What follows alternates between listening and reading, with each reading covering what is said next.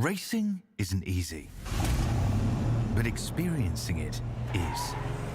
iRacing puts you in the driver's seat with the industry's leading sim racing game. Drive on laser scan replicas of the greatest racing circuits from around the world. Go head-to-head against other drivers chosen by skill-based matchmaking to ensure competitive racing at every level. Compete across all your favorite series. In officially licensed cars, engineered to deliver the most accurate driving experience possible.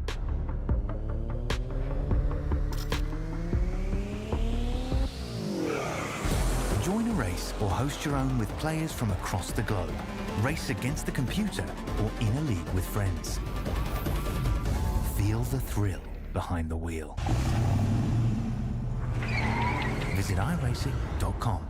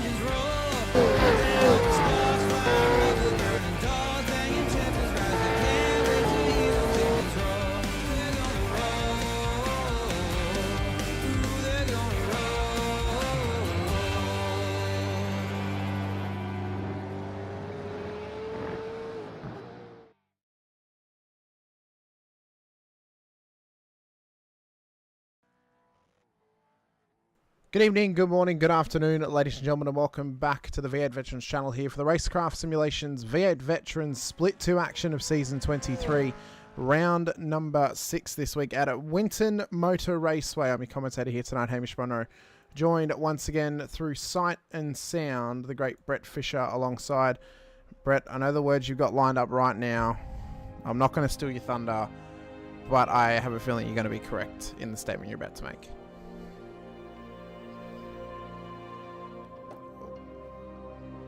Fired up for what we've got coming tonight, because I reckon, oh, there we go, it's going to be a cracker of a race. I said it anyway. Yeah.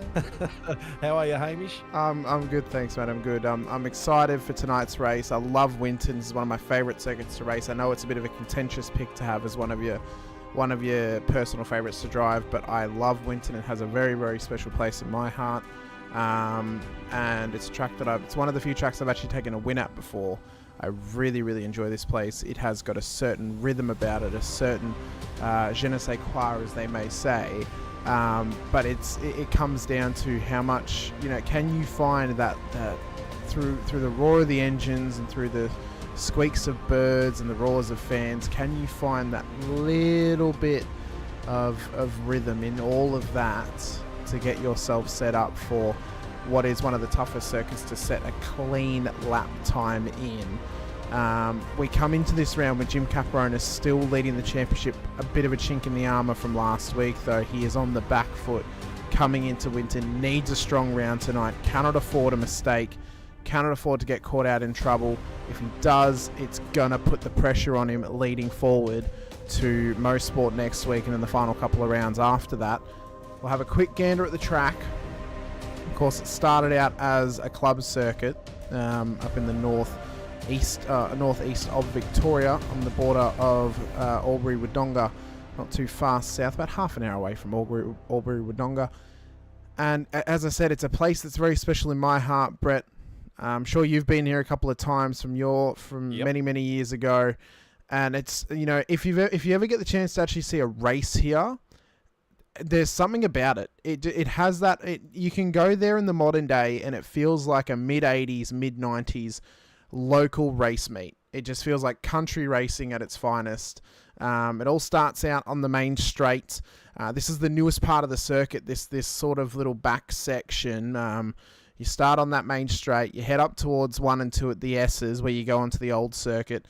And this is the first big test of the race. Lap 1, turn 1, 2. Very easy that drivers could get tangled. Very easily we could see incidents happening as well. And they've got to be cautious not only of the run through the corner and the entry, but the exit as well. There is a curb of death on the left-hand side on exit that they have to avoid to an absolute T. If you're a millimetre off your run, you're going to end up bouncing and likely going to end up in the wall with your car needing a tow. I reckon through the S's is one of the most funnest part of the track. And I tell you what, when you get through there and you get through there cleanly and you get a nice hole shot out of that second corner, it's a great feeling and it's a good part of the track. Yeah, I think if you can get it right, if you can get your car through there, get yourself set up well, you want to try and hook the tyres in either of the sausage curbs. So first part of the chicane, you hook it on the left, and then as you kind of start to go towards the right again to come out through 2, you want to hook it again on that little right-hand curb and then try and dance the car out onto the ripple strips. But again, you've got to be cautious of that exit. As you run it up to turn 3, this is a tough spot. It is an overtaking opportunity if drivers are going to give you the space. But you've got to be able to work with it. You've got to be able to work with each other, have a bit of a understanding between each other, and you can't be half-assed about the move. You've got to go for it. You cannot back out last second because it's going to end up in tears at 3. Same at 4 as well, Brett. If you can get this first little section right, it does set you up for turn 5, which is quite an awkward corner. It's almost triple apex as you come around it. You hit a little apex first, you tuck it out wide, hit another one, then as you run up to turn 6 at the rollover, you got to try and keep it nice and settled through there because there's some big bumps through here which could unsettle the drivers. Getting through this part of the track is essential to the slower section of the track, and it's like anything. The whole track's got its pluses and minuses. It's not a bad section of track, but you do have to watch how much slide you're putting into the car and making sure you're putting the car in the right spot. You can sort of get over a couple of curbs and sort of help the car getting on a bit of a straight line, but you can try and line up a bit of a pass on rollover corner into Penrite, but whether you're able to pull it off, that's the next thing. Yeah, if you can get yourself done it well through 5, 6, the little section at the Gumtree, it has some other names as well.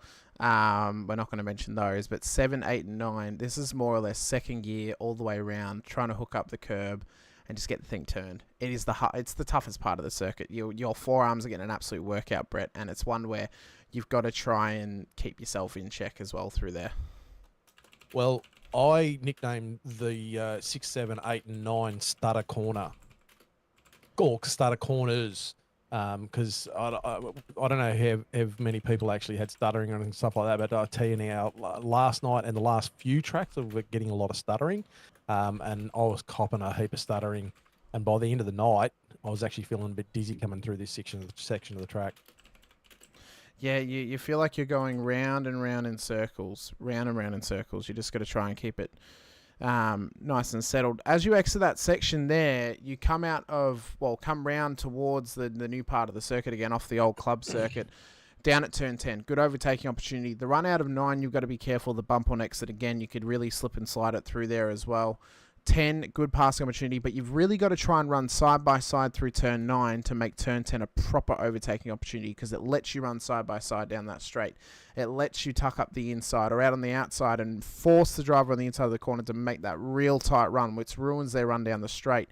If you can get all that done correctly, it's then a drag race to turn 11 at the end of the straight, where you've got to be cautious, careful, you don't lose under brakes, because you're just going to go straight off into the sandpit straight in front of you.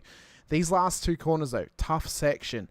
keep it nice and tight, run it out really wide right onto the pit entry, keeping it wide, tucking it tight in again at 12. This is the hardest pit entry I think we've seen all on all the calendar thus far. You're coming in quite hot, very easy to muck it up as you come in because you're coming to a dead stop, turning, getting it going again, and then you've got to be on the anchors by the farm gate to make sure that you are not over the speed limit. It's a shortish circuit, 3Ks. This layout's been used since 97. Prior to that, they used the club circuit, which cut out turn 11 and 12, and the now start-finish straight as well. 12 corners located out in Benalla. It is a tough, old-style, old-school circuit, and it is one that is going to test these drivers here this evening to the absolute maximum degree. But it's one that I'm so looking forward to because I love this place. Absolutely love it. And I think it's one where not everyone likes it, Brett. I can understand that. Not everyone likes it. Not everyone, is a big fan of this track. It's a patience track, I think, too. It's one of those is. ones you've got to be patient on the throttle. You get on that throttle too early and the car is going to be all over the shop. Car gets excited and lots of stuff. I'll tell you a quick story, Hamish. I have been to Winton. I've raced around Winton. Nothing really all that exciting. But a mate of mine, he had a 650 horsepower AC Cobra replica. And he was a mate of mine. He said, mate, we're going into Winton. Grab your helmet. Let's go down. We'll do some laps. Anyway, so we got down there. And he had his son there as well. So him and his son went out in his car and did a few laps and lots of stuff. Anyway, so he comes back in after the session and he goes, rightio, yeah, no worries. He said, right, you can go out. I said, what do you mean? He said, yeah, you can take my car out. I said, righto. And so here I am in this 650 horsepower AC Cobra. And I said to him, and I've never driven on the road before or anything like that. And I said to him, well, mate, how do you want me to drive this thing? He said, mate, drive it like I drive it. I said, how do you drive it? He said, I drive it like I stole it. So here I am going around this bloody Winton racetrack in a 650 horsepower AC Cobra, and I got out there and I sort of give it a bit of the berries and lots of stuff. Anyway, coming around turn my thing is blurry. Coming around turn 10, just got on the gas a little bit early, went sideways and looped the thing in the grass, and I finished a few more laps and come back in, and his mate goes, mate, Jesus, were you shitting yourself? And I said, no, I was all right. I said, I was shitting myself a little bit when I hit the grass and was sort of skipping sideways for a bit. And I thought, oh, Jesus, here we go. I'm going to roll this bloody thing. So, but anyway, it was a good day. I had lots of fun, and everyone survived, no damage to cars. Well, that's a bonus then, isn't it? It is an absolute bonus. But it was a lot of fun. It is, and like, the only time I've ever been here is on a race weekend for supercars in 2019. It was a wet, dreary Victorian weekend, but it was a great time. That would not be possible. Not possible. Yeah, but it was a great time. Honestly, even in the rain, it was a great time. It was just, again, it just felt like a regular. It didn't feel like a supercars race meeting. It felt like a regular race meeting. It felt like anyone could be there. Anyone could make it there, and that's the sort of feeling you get off this track, is that anyone could make it and race here. It's a very similar feeling to Sandown, but I feel like Sandown has more of an aura about it just based on the fact that it has the 500, where Winton's more or less always been a season filler. It's filled the season, it's the extra track that they add on, and I think the racing that it brings is quite spectacular, at least in real life. I am hopeful for a couple of things. Number one, I'm hopeful that we get some good racing. I always want to have good racing here. Number two, I'm hopeful that the podium finishers actually go to the skid pad and do a burnout. They're my two wants and wishes. Off they go, yep. If they do not go to the skid pad, they automatically lose their podium. That's my thought process. Wow. Yeah. Well, you know what? If they're up for driver of the day and they don't go to the skid pad, they are non-eligible anymore. Oh, well, I'm putting the hammer down on that. Jeez. Bit harsh, but anyway. Well, I was going to say something about the track. As a spectator, it is one of the best tracks to go to as a spectator, because you can see just about the whole track depending on where you are. If you stand sort of up at the exit of turn 2, you can pretty much see the whole thing. Oh yeah, it's spectacular. That is a great spot. And I must say, watching the cars come through 1 and 2 is fantastic. Just the attitude on the cars and all that stuff. The only thing is, if you're over the back around near the gum tree, you miss a bit of the Falcon Straight. and things like that. But as I said, you can see a fair bit of it. But anyway, that's about spectating. That's about what I did. That's about what we're doing. We're building up. But let's get on to what's happening on the track at the moment. I mean, the guys are out there. They're punching away. And I'm pumped for tonight. I reckon it's going to be a cracker race. There's a lot of things up for grabs, as we normally have. And I reckon we're going to be in for some exciting close racing here and there throughout the track. I don't think it's going to be as tightly contested as last race, where we had a large group of cars nose to tail. But I reckon there's going to be a nice couple of little battle packs going on throughout the field. We'll need to keep an eye on. I agree. I think this is a track where the drivers will naturally separate into the little pace packs, where they're in the battle packs. The drivers are round about their pace. There will be some outliers of drivers who may get penalties or end up in incidents, of course. That normally happens at Winton. Yep. But yeah, I agree. I think we're going to get those maybe battle packs of 3 to 5 or 6 cars where everyone's on the similar pace. It's a tough track to pass on. You've got to try and force the move. Incredibly hard track to pass on. You've got to line it up three corners before, pretty much. If you want to move at turn 9, you've got to set it up at turn 7. You've got to try and get the run from 7 to then hound them at 8 to then set them up for the move at 9. That is the sort of dynamics of this track. Yeah, and if you're following someone, you're really watching the attitude of the car to see whether they make any mistakes, and then you can take advantage of it, and hopefully get somewhere.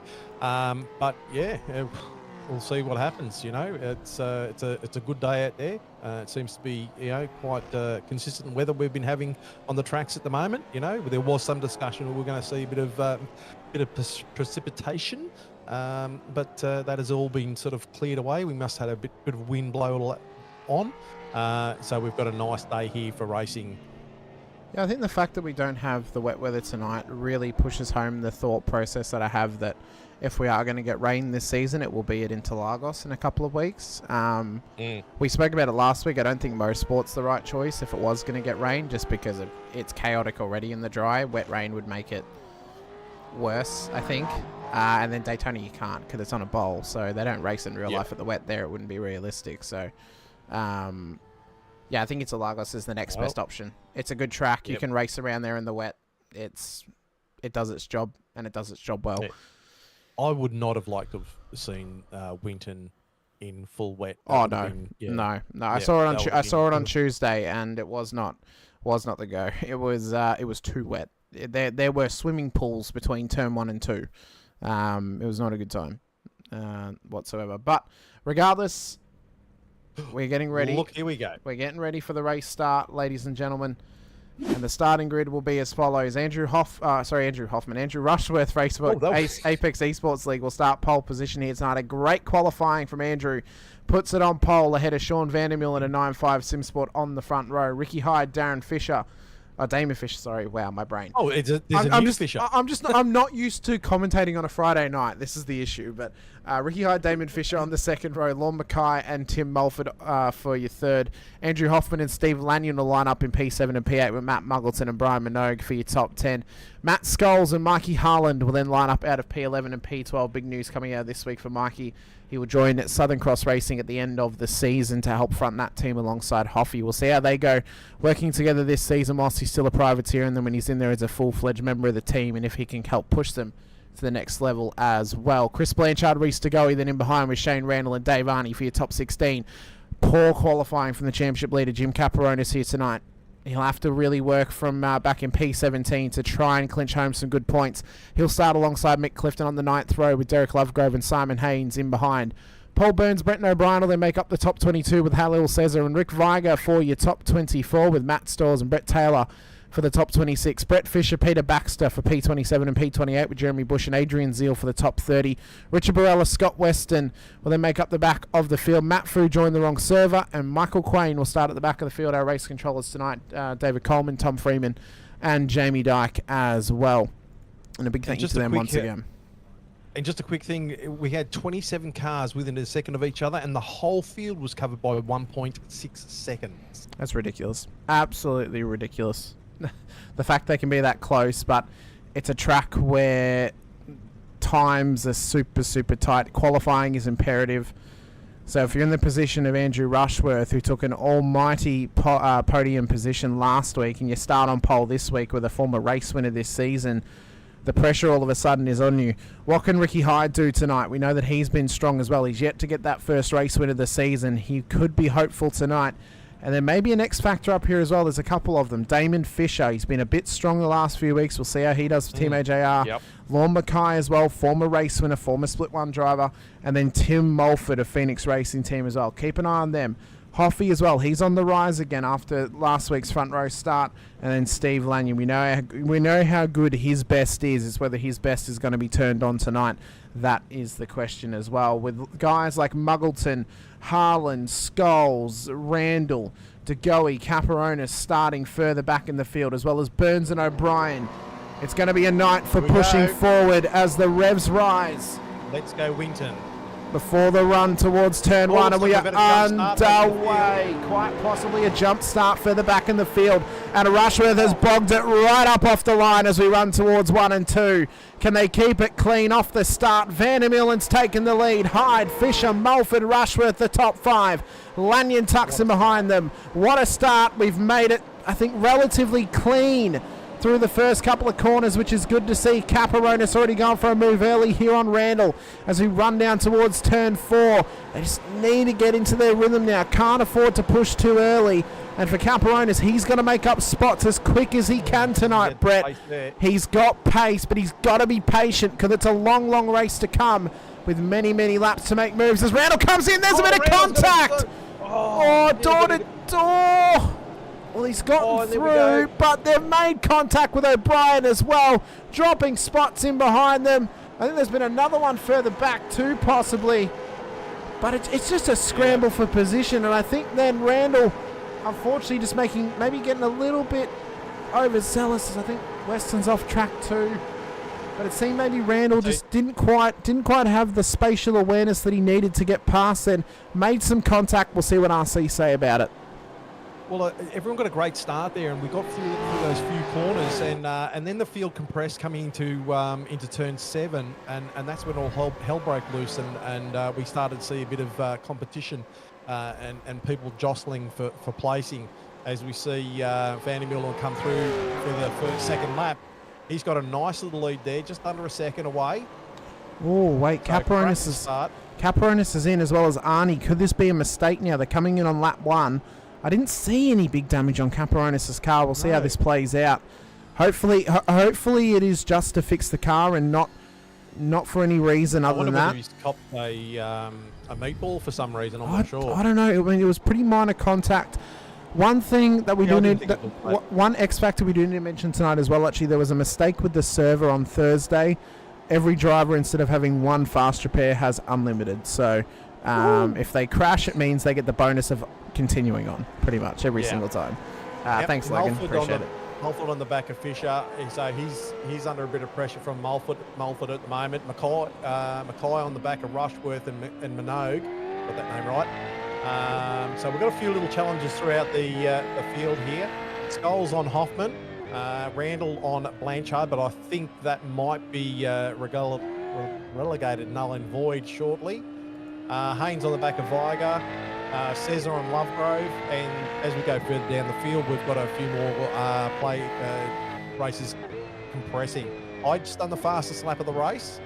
I can't see what that is, but he's got some wild pace. So it's a 122.3. I need to fix that purple color. It's a bit too dark on the black.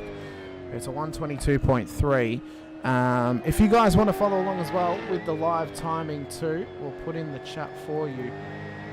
The live timing that you guys can follow this along on your phone or your tablet or your computer, and you can actually follow along with all the stats.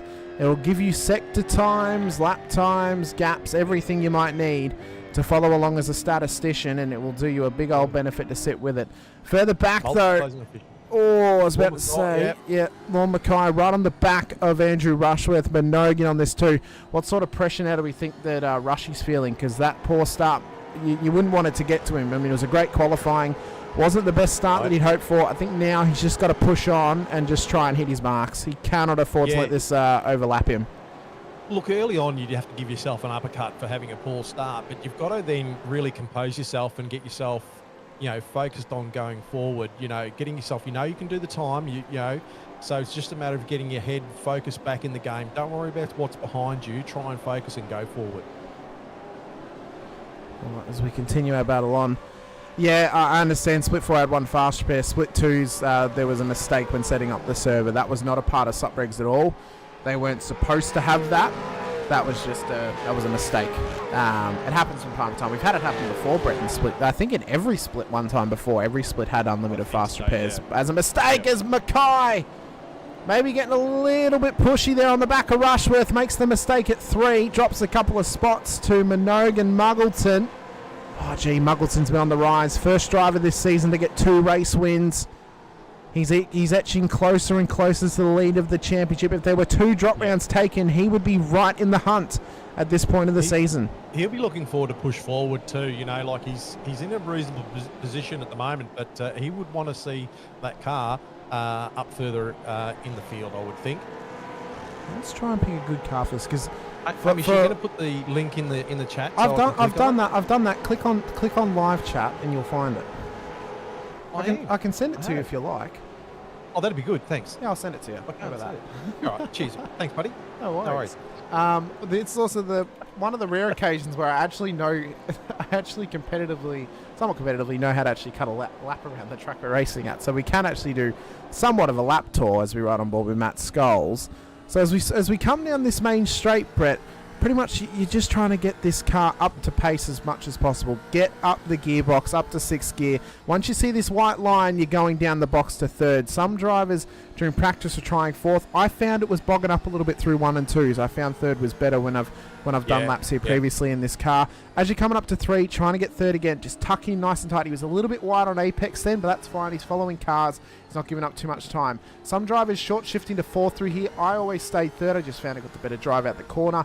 Getting up to 4th prior to turn 5 and then holding 4th gear all the way round towards the braking zone of turn 7, where you're trying to get it back down to 2nd, and then it's just 2nd gear the whole way. You rev it out up towards turn 8 as you come around this corner. You want to try and hook this curb on the inside. It lets the car really turn in nice and tight for this corner and sets you up well for the next corner at 9, where again you want to try and hook as tightly as possible. Careful of this bump on exit. You're up the box again. I was normally getting up to about 4th. I never really got up towards 5th. Down to 3rd for this corner again. 4th. Yep. And then he didn't do it that time, but you can again hook that curb. Just helps get the car turned in. And as you run up towards 11, you're getting up to about 5th or 6th. I was going to 2nd. Some drivers do 3rd here. I just found 2nd got me pulled up a little bit better. A little bit of a short shift sometimes up to 3rd, and then just getting it turned around for the final corner. It's a tough track, but when you can learn it, and you can cut lap after lap here. One of the toughest parts of the track is cutting lap after lap cleanly.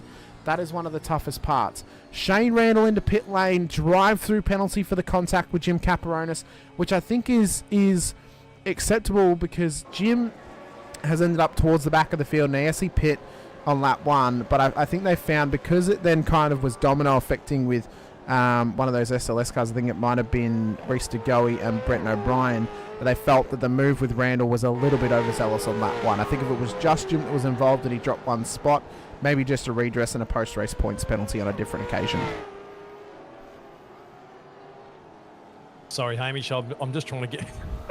I've clicked on a couple of things and I've lost the feed, but anyway, should be right. I'll get there back. I'm doing all sorts of things. So what you can do is go into the vet server and then find the Split 2 broadcast. And if you open no. I'm right on your feed. It's all right. I'll get there. All right. Don't panic. You keep doing what you're doing. So at the front of the field, Sean Vandermeulen leads the way. We're lap 6 of 67 at the moment. If you need me to, I can also put on my virtual camera at some point. Ricky Hyde, Damon Fisher in behind him on the podium. Tim Mulford, Steve Lanyon. Plenty of way to go though here tonight. For fuel usage, actually, something important to talk about. Lap burn, it was roughly between 2.5 and 2.6, so on average maybe 2.55. That gets you to around about lap 19. Now, you can fuel save pretty easily around here to get an extra lap. Some drivers may go to lap 20. And then it's pretty much dependent. If you want to go a half fill, so a split, that gets you about 60 litres. That'll take you to around about lap 43. You could go more than that and go 80. That gets you into the 50s, and you go less, that only gets you into the 30s. The balancing act of that is, well, do you want to try and get track position? If you get track position, there's a safety car that ruins it for you if you've gone for a short fill. Split fills the sort of safest scenario you can go for in the long fill is you are rolling the dice to get back in towards the back of the field in clean air and then push forward in your stint. So Mulford's still on the back of Damon, just floating between that half a second and you know, and under. So he's sort of right on the back of Damon, having a bit of a pressure there.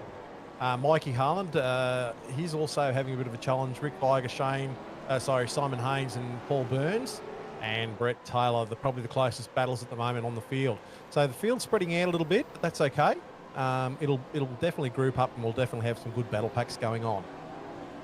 Yeah, so I see just yeah. So Sean Van Leeuwen up one spot, Ricky Hyde up one, Damon up one, Tim Melford up two, Steve Lanyon up three, and the biggest loser at the moment, like we talked about before, is Andrew Rushworth down 5. So he'll be wanting to get back into that game. Yeah, inside of the 10. Mackay's also down 4, now down 5 as Harlan gets past him as well. Yep. Still trying to get past still contested. 1 and 2. Oh my God, he cocked the bump and he's into the wall. That was the exact thing I was talking about on that track preview. Yeah. The big bump on the exit, he caught it, pogo sticked up and straight into the wall. Is this going to be a safety car, or can he get the car around? Oh, well, it's on. You know, it's not turned off. That's the thing. The big change that came into this week was the fixing of the aero issues. When you drop aero in this car, how much it actually affects the car. Now, if you drop a piece of aero, like a rear bar, a front bar, or a rear wing, the thing is like an absolute pig to drive. You do not have the benefit of not even feeling it like it was last week. Now, this thing will feel like a boat, look like a boat, and if you put an anchor down, it becomes a boat pretty much. So drivers are now going to have to be careful of that as he looks to get it back to pit lane. Yeah, and throwing a boat around this place is, I mean, throwing the car around here is hard enough anyway, but throwing a boat around here is, well, you know, hey, not good at all. Looks like Tim Melford is just falling off the back a little bit further than off Damon. But Sean Van Meulen's about a second out, so he's maintained that gap nicely. And Damon's still within half a second of Hyde. So they're having a great little battle up front, still staying in contact with each other. We're looking off the back of Andrew Hoffman at the moment. Yeah, Hoffman. So he's down 3, so he hasn't gotten the best start tonight. Similar to last week, unfortunately. I think that's now the glue for him, is getting those starts perfected. I think for Hoffy is get the start perfected, but Skulls is all over him. He's all over him like a rash, and it's hard to itch him off. I mean, he is one of the worst drivers you could have following you, because he will continue to apply pressure. He will not let up at all. So he will continue to apply this until Hoffy either makes a mistake or until he finds an opportunity to get past. They've got Blanchard behind them too. Sorry, you can see Scholes, he's actually taking a slightly different line than Hoffman there too. He was just getting over those curbs a bit. Oh, right up there. Tell you what, he's sniffing some exhaust fumes from there, but it's you can see the slightly different line he was taking there, just slightly hopping over the curbs. So he's trying to get a little bit of advantage. And he's, oh, gee. Oh, my, he could smell what Hoffy had for breakfast on Wednesday. He was that far up him. Oh, it was almost a proctologist thing. Oh, my God. He's coming into pit lane, though. So Skulls is in. He's sick of sitting behind Hoffy. He's going for the undercut here on Andrew Hoffman. We'll see how this pays off for Skulls. We know he's got lap pace for a period of time. He was, for a long, long time, he was one of the most dominant Split 2 champions for a long, long time. One of the only drivers to take 4 wins, or actually I think he took 5 to get a championship. When he won it, there was only one person who had more. That was Rick Sibra, who'd done 6 twice over. Well, that's now been smashed by Logan Barnett, who got 7 last season in what was the most dominant performance we've ever seen to a championship. This season, it's been completely changed. I mean, I was about to say, I mean, that this season now, and I think it's probably come down to the fact we've had no demotions, which I think has been a good thing this season for all the splits. It has actually made the championship a lot closer than what it's been for a long, long while. The last time I remember it being this close was probably maybe season 20 or season 19. Like, it was a fair while ago that it was this close. Very, very competitive throughout the field. Like we talked about before, you know, with the second within the top 27 drivers is phenomenal.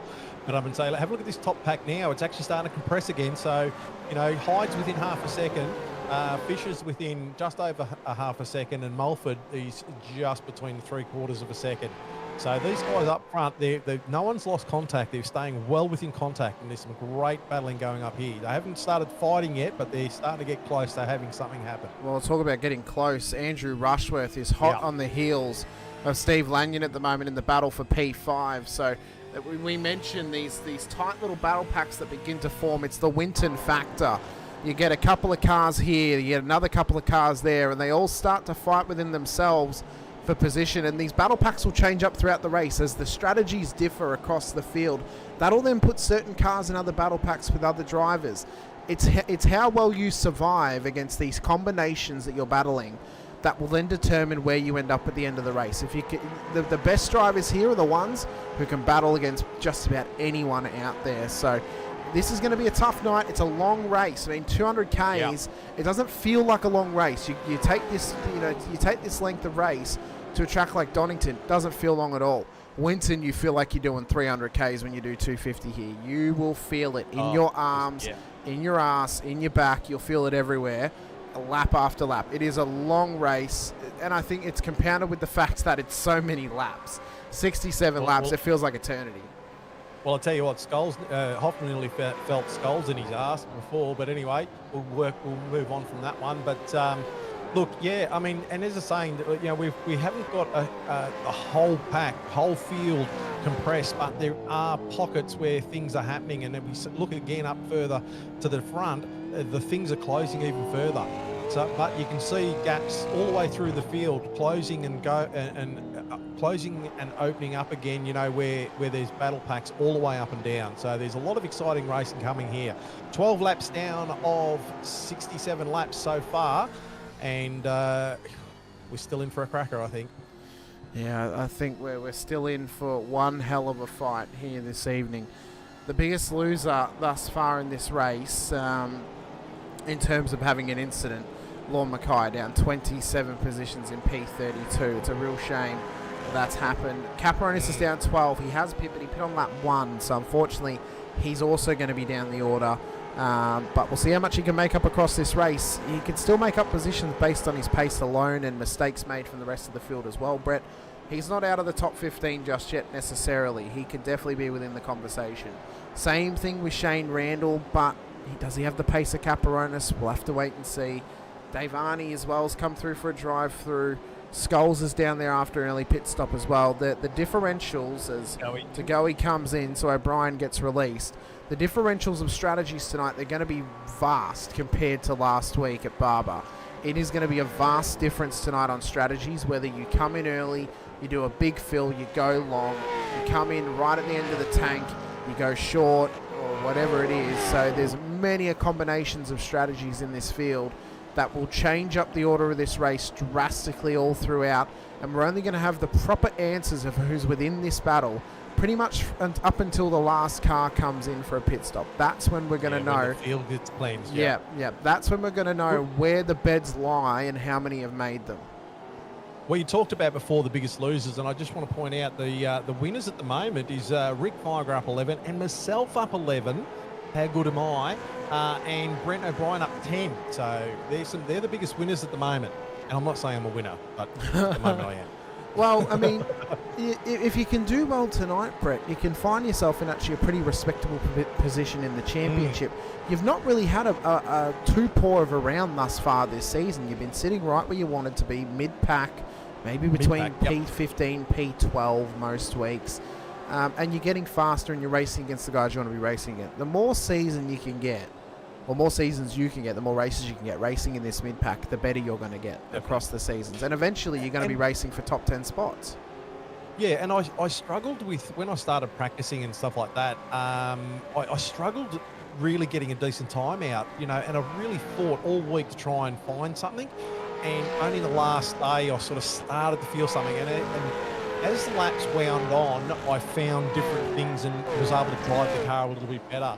And I was just struggling to sort of just make it all happen. But it's just one of those things, like I'm on a journey, and the journey is to improve. And, I'm happy with the way the series is going so far. Mid-pack, that's where I hope to be. I mean, look, everyone wants to be better. We're racers, but for me, it's also about the challenge of actually racing your competitors around you. You know, trying to get someone past, trying to pass someone who's you know in front of you. You know, try a few different lines, and also trying to not hold someone behind you, but you know, trying to sort of yeah, just defend your position. But I had a great race on Thursday last night, and I was really happy with it. So, but you know. One tough thing that new drivers may find, and it could even be new drivers to the iRacing service as well, and I know that some people may not believe it if they've been following along with vets, Ray Smith, who's been quite dominant in these last 2 seasons, once in Split 4 and now in Split 3. But you look back a few seasons ago where he was 4 months into iRacing. When he was 4 months into iRacing when he started vets. Sorry, Hoffman in pit lane. Hoffman's in, yep, so keep an eye on that one to see what this fuel strategy is like for him.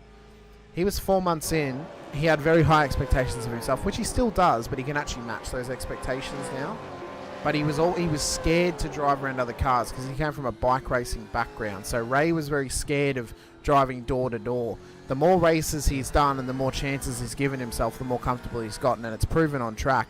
Because his confidence is up now to race door to door with people, all of a sudden he's unlocked this beast within him to race people hard in both Split 4 and now Split 3. And he's on trajectory to come up to Split 2 next season, at least at this point. If he makes all the races this season, he continues his strong run, 9 times out of 10 you're probably going to say, yeah, he's going to be in Split 2. So we'll see where Ray ends up. He's one of those drivers to keep an eye on. Same thing, and I'm very happy about this, for Mark Houghton in Split 3 at the moment. That guy, he has deserved for a long time a solid run at a championship, and this season he is driving as best as I've ever seen in Split 3. I think Mark Houghton really is getting back into form, back into strong form, and I think if he comes back up to Split 2 next season, doesn't put too much pressure on himself, just drives, even like it's a Sunday drive, just cruises along, he will get better and better again, and he'll be up there again in seasons to come. As you're into pit lane, Brett, for your stop. Yep, I came in a little bit early because I wasn't sure whether I was being held up or whether I'd feel, you know, I could get a little bit more pace out of the car in free air. And I don't know, I just wanted to, like, because I think 18-19 was the pit, sort of originally the pit strategy. And I just felt like I wanted to release myself and try and see what I can do in a bit of clean air if I did manage to get it. But, you know, yeah, I mean, I did see someone in the chat saying that, where was it here? Sorry, where was it? Someone saying hang on. So what the commentators are saying is if you have to be aggressive without being silly, and that's exactly right. And that's the sort of attitude that I try and take. I mean, occasionally you might stuff up a brake mark and you know, slide and tap a car in front or whatever it is. But I generally myself try and make clean passes, and if I can't make a clean pass, or I don't think I'm going to be able to pull it off, I try and bail out on it. But it is right, you've got to be a little bit more aggressive than probably you would like, as we see the pit lane start to fill up now. But you do have to challenge it, and I'll tell you now, sometimes when people pass me in that, and I feel that there's enough room for 2 cars to go side by side, I'm not going to back out just because you're trying to get past me. I'm going to make sure that I try and let you deserve the pass or complete the pass.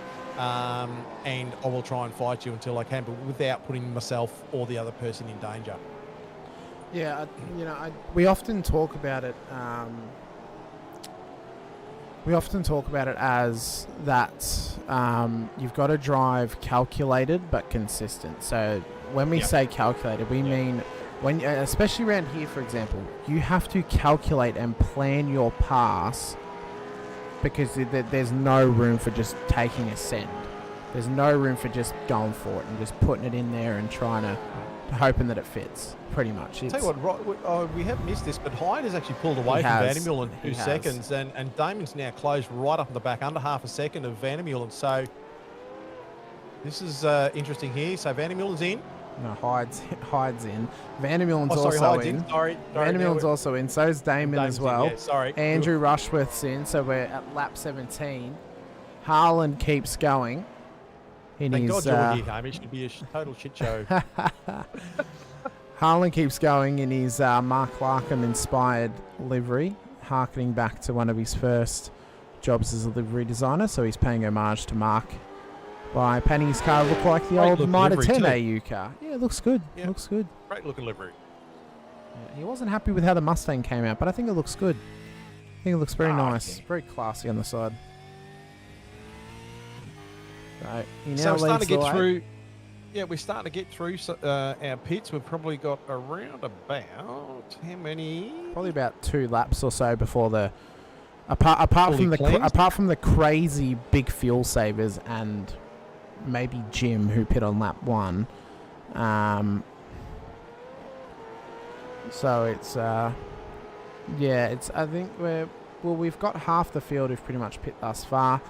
The last seated driver yet to pit proper aside from Jim is Dave Arney, who's P16. So that's for a CPS when I say pit proper. So he's the last driver on the list to not pit proper. Fisher is now the provisional leader as he's taken a shorter fill on the first stop. So we'll see where Damon ends up and if he ends up ahead of Mikey Harland or not.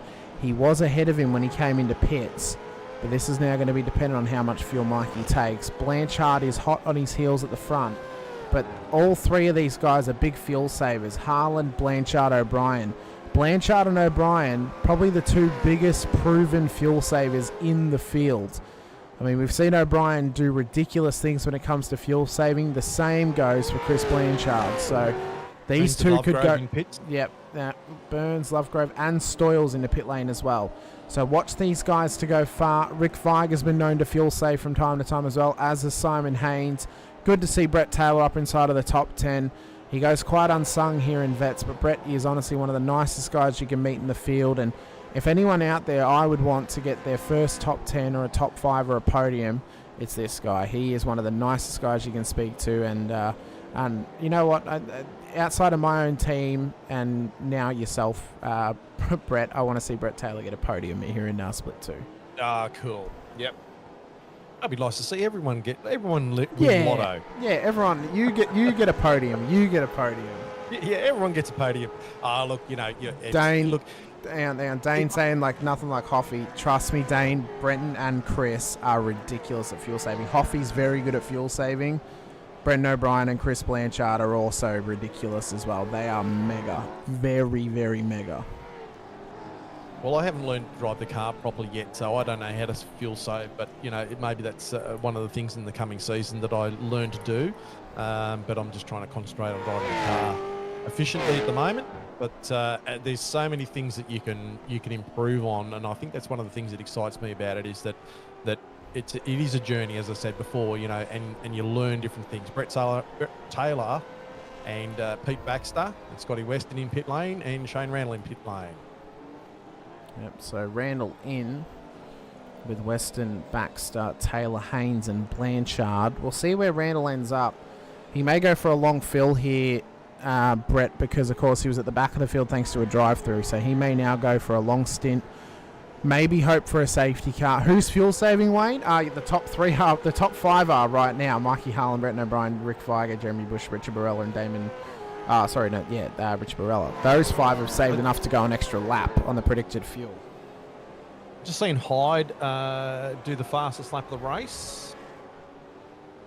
Yeah, he is pushing. He is pushing to get past Mulford. So this is our provisional top 3. Ricky Hyde, Tim Mulford, Damon Fisher. Hyde doing a 122.04. Thanks, Matt. Appreciate it. I couldn't find it.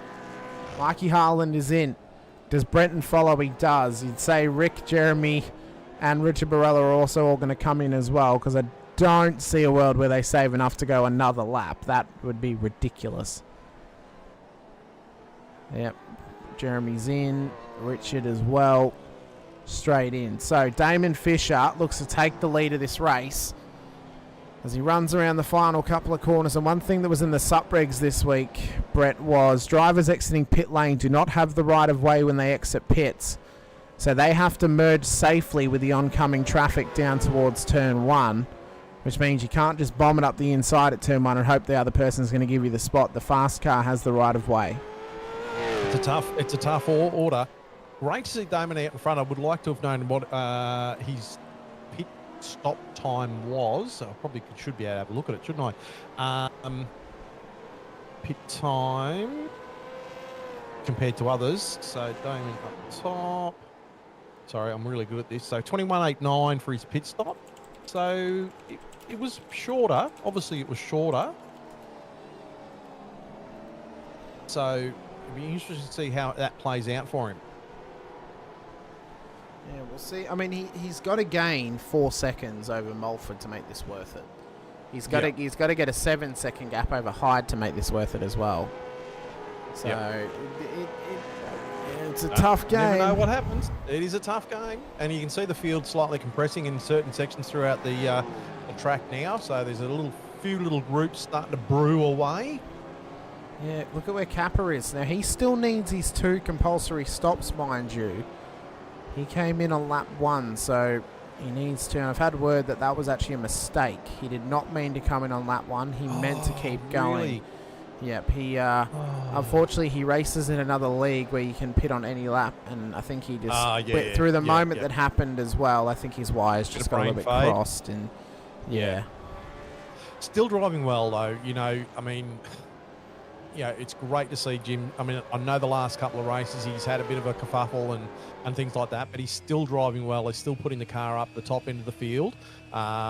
So, it'll be just same again. It'll be good to see how he pans out in this series.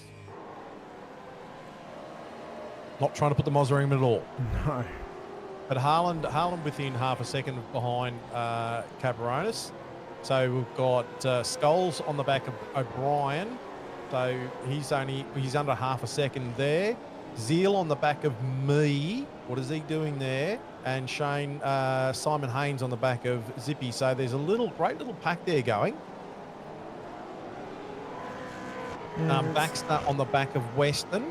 And Randall on the back of Bush at the moment. So these are a few little challenges sort of brewing. Yeah, they're all starting to get kicked up at this point. Simon Haynes doing quite well back here with Zippy as well.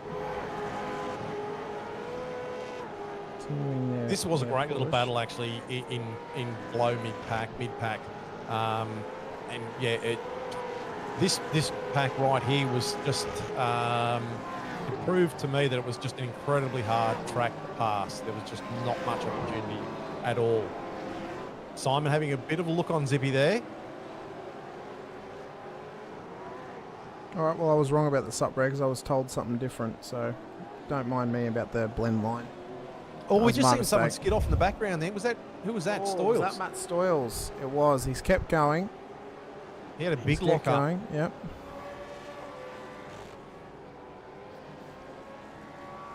Yep, I think I was told about that sup reg by another certain Munro in the vets field. I think he may have interpreted it wrong by how he told me, so I think they meant for safety cars when they mentioned the blend line and who has right of way. So 23 laps of 67 laps here at Winton gone, dwindled away so far.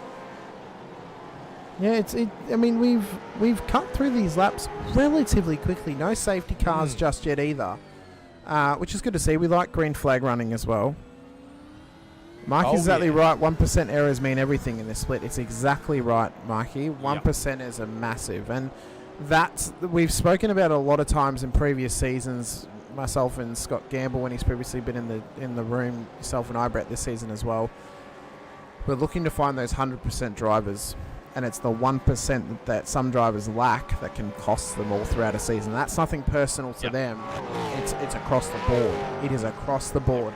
Last season, Logan Barnett arguably was a 101% driver. He drove better than anybody else on track most rounds. But you're then trying to find who's the next 100%er who has every little bit that they can put together a perfect season and drive their way forward. In the first half of the season, Jim Caperonis was our 100%er. Last week at Barber, half a mistake. That drops him down off the 100%. Muggleton's been up the rankings to get up towards 100% driver. Same with Vandermeulen as well. Ricky Hyde tonight proving that as well. Realistically speaking, are we going to have a 100% driver this season? Well, it's going to be determined over the next few rounds, and if we get any more double ups on winners. Now, if Matt Muggleton goes on to win 4 rounds this season, and one other driver gets 2, well, then you got to argue, well, Matt's been the 100% driver. He's been the most clean, consistent. He's gotten wins. you know, he's up there. But this is going to be as close as ever. We may not see someone get more than 2 wins. We may not. And I don't say that to be chauvinistic. I don't say that to create drama. I genuinely believe. Ricky's trying to go for it. I genuinely believe that this is as close as we're ever going to get. For quite a while. Oh my God, Lanyon getting, as I was saying, about as close as you want to get. He's getting about as close as I would want to get through turn 1, 2. Oh, that's a butt puckering moment going through there. Oh, it is. It is indeed. Yeah, I mean, look, you're talking about the 1%ers, and it's just, the tiniest of mistake, that can throw everything out. And I think that's one of the things I'm trying to concentrate on this season myself. Sorry to keep talking about myself, but hey, I'm here and I'm talking and I've got a mic in front of me, so bad luck. I'm trying to minimise my mistakes as much as possible. If I get through a race and go, you know what, I made a small error there, but generally it was a good race, I go, yep, happy with that. I've done the best I can do with what I've got at this stage. So yeah, we'll see how this all pans out. I'm very impressed tonight, and throughout this season, I was checking over the points tonight. I've checked some of the drop rounds too. Brenton O'Brien has been very sneaky this season. He has been sneakily good. He's been very consistent. He's been lying in the weeds most weeks, has Brenton O'Brien.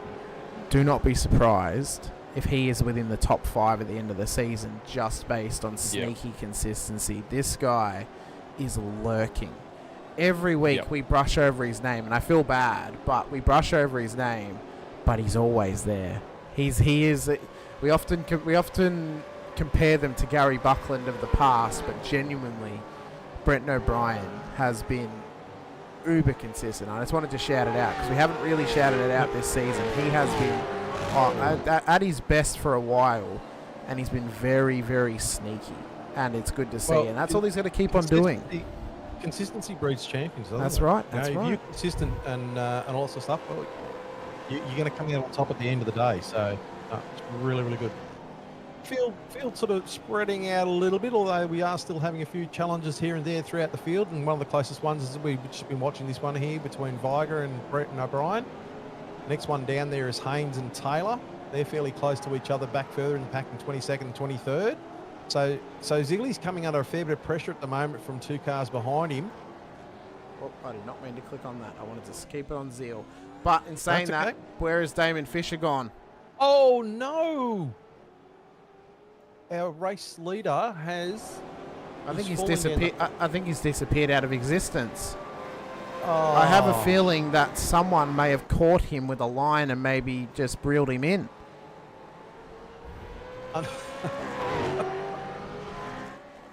Oh. Honestly, Brett, I feel bad.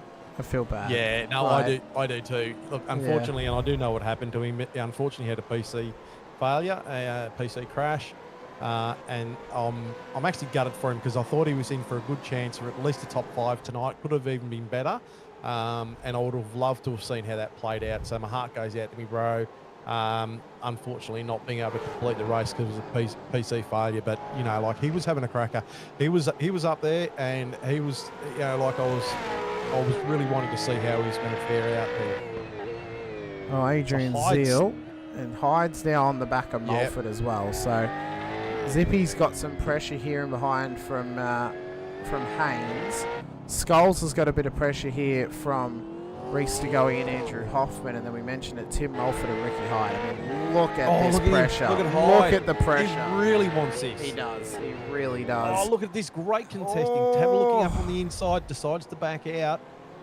So he's trying to get a good run. He's trying to get the car in there nice and cleanly, and then he'll try and make that happen. But he's really trying. He's putting the pressure on. Scotty Gamble with the coming down the straight there. Scotty Gamble with a good chirp in the chat. I don't go fishing, Scotty, so I can't think of too many puns for fishing. But I'm glad that you're there. We could say that Damon maybe hit a snag, and that's why he dropped out of the waters. So we are really fishing for jokes at this point. We are. You really reeled that in.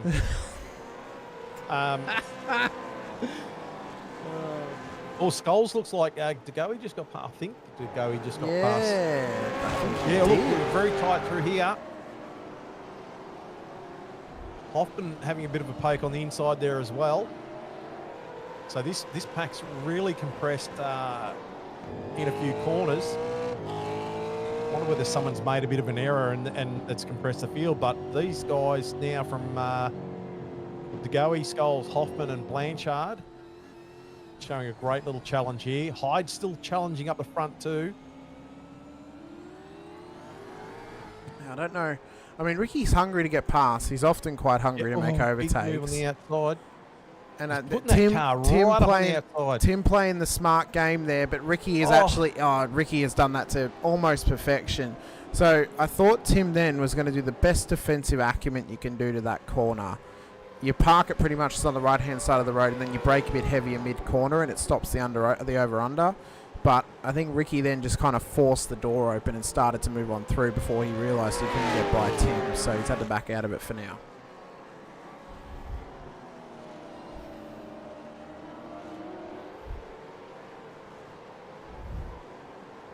It's really interesting to watch this challenge though too, and as much as the other challenges throughout the race, that you can see Ricky just backing off there in certain sections of the track and then gathering up a bit of speed to try and close in on Tim and try and put the car. But he's not just sending the car and then hoping for the best. He's trying to place it. He's not trying to. Yeah. He's not trying to send it past the other car. He's trying to place it in the position that he wants it, and that's. Again, we've spoken about being calculated and picking where you want to move. And sometimes drivers can get, and I've done it before, a lot of drivers have done it before, where they get a bit overzealous and they go for a pass and they're not trying to place the car where they want it, they're just going for it. Yep. They're trying to drive through. Yep. You can't just drive through. You got to pick where am I going to place it on this move? Where am I going to place this car so I can actually get past the car in front of me? And that's one of the more difficult strategies you can learn, especially in touring car racing at tracks like Winton, where you've got to place it at a millimetre worth of perfection. And I must say, that's what I love about racing myself. You know, like if I've got a good battle going on with someone in front or behind me, I do like to take that slightly different line, you know, and just trying to get any advantage and things like that. And that's the game that I like. Well, it is a game that I like to play with myself and the driver in front and behind, just to try and see where I can get a bit faster and play, like you say, place the car in a position so there's going to be you know, an advantage coming out of the corner. Get on the gas fraction earlier, see what that does. And sometimes it takes a few laps to sort of figure it out where you are stronger. And Ricky Hyde again tries to sneak up the inside. He's got the car a fair way up. But he's stuck on the outside. Ooh, a little bit of a door tap there. That was a bit of wheel spin from Mulford. He's trying to keep the car on the inside, but no. He's had to back out. Tim is wrestling. He's trying everything. He is, and Tim is trying everything. I mean, you saw then he got the wheel spin off 7, but he's just wrestling this thing to keep it in the defensive position. And what it's doing is it's not only holding up Ricky, but it's starting to push them both back into the clutches of Brian Minogue, chasing them down, as well as Sean Vandermeulen as well. So eventually Tim may need to play the smart game, let Ricky pass, tuck onto the back of him and let you pull you along for a couple laps, just to break away from those two encroaching cars of Minogue and Vandermeulen in behind. We'll take this opportunity just to quickly have a look back further in the field. We were keeping an eye on Simon Haynes and Adrian Zeal. These guys are still a line astern at the moment. Just up ahead of them, Halil Cesar, just ahead of yourself here, Brett. So this battle started to heat up a little bit the last few laps. Further back in the field, Randall has finally gotten past Jeremy Bush as well. To give you an update on Jim Caperonis, he's still yet to come in for that first compulsory pit stop. Now, he's taken a pit stop in this race. We mentioned it. He pit on lap 1 as Andrew Rushworth is going, I think he was going side by side with Muggleton, but Muggleton's managed to get past. So Jim pitted on lap 1. He now, he still needs to do 2 stops, but the benefit is they're going to be 2 small stops because he took fuel on that first stop on lap 1. Yeah. So he's got to do 2 CPSs. So right now he is driving to get as far up the field as he can, and he is hoping and praying that there is no safety cars in this race. Yeah. If there is a safety car at least once, it is going to kill this run from Jim Caperonis, and he's going to end up right at the back of the field, unless he gets that first CPS in before the second ones start to come in for other drivers. I'll tell you what, Minogue is now into that fight up the front there too, so that's closed in within half a second. Hyde still in only 0.2 of a second behind Mulford. So that battle is really starting to close. And even Vandermeulen now is starting to buy into this action as well. You can see as well. O'Brien, yeah, and O'Brien getting close to Rick Viger as well. Now, Rick Viger's up 14 spots at the moment for Angry Birds Racing. He's having a good one at this stage. Yeah, he is. He's pretty happy so far. Maybe a front runner for one of our driver of the day options tonight. And who you talked about before too, Brent O'Brien up 11 spots for Evolution Racing. So he's having another cracker. He's continuing to have a cracker, sorry. Yeah, he might be one to keep an eye on too now as well.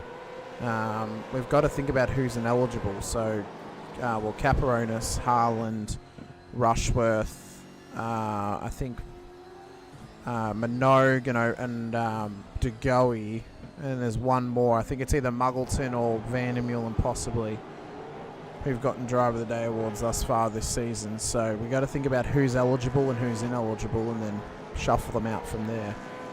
Yeah. But I mean, I'll leave you to make sure that's all done. If Mulford doesn't take the win, he may be one that we now look at as maybe an option as well, because he's had a very strong race at the front. This has been one of his strongest races of the season. If he doesn't win, then we maybe look at that as an option, because of course we can't give it to the race winner. So that might be our option as well going forward. We'll have to wait and see. Lanyon's in. in. 5 spots at the moment. Yeah, he's up 5 spots. Up 5 spots at the moment. And Brian Minogue, he's up 7 spots for SLS as well. So that's up the top pointing into the field at this stage. But yeah, no, well done to those guys.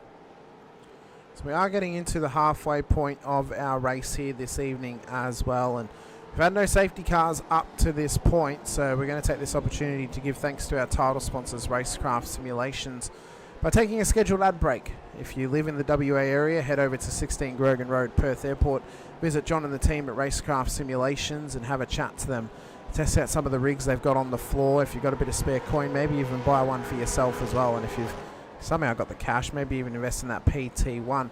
You can also order them straight to your door Australia-wide, and keep an eye out for different deals they may be having running soon, especially after they've made their deal with Sim Rigs down here in Victoria. There could be more and more opportunities to go racing with Racecraft going forward. Don't go anywhere. We'll be back very, very soon with more Split 2 action of Round 6 of Season 23 of the Racecraft Simulations V8 Veterans. But for now, thank you to Racecraft.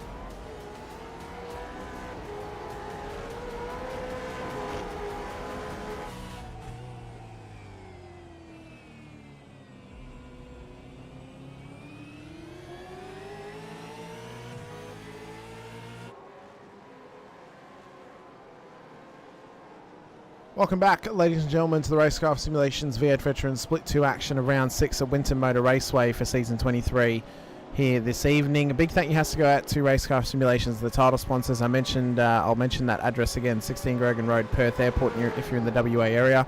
Go have a chat to John and the team, check out some of the rigs they have on the floor, test some of them out.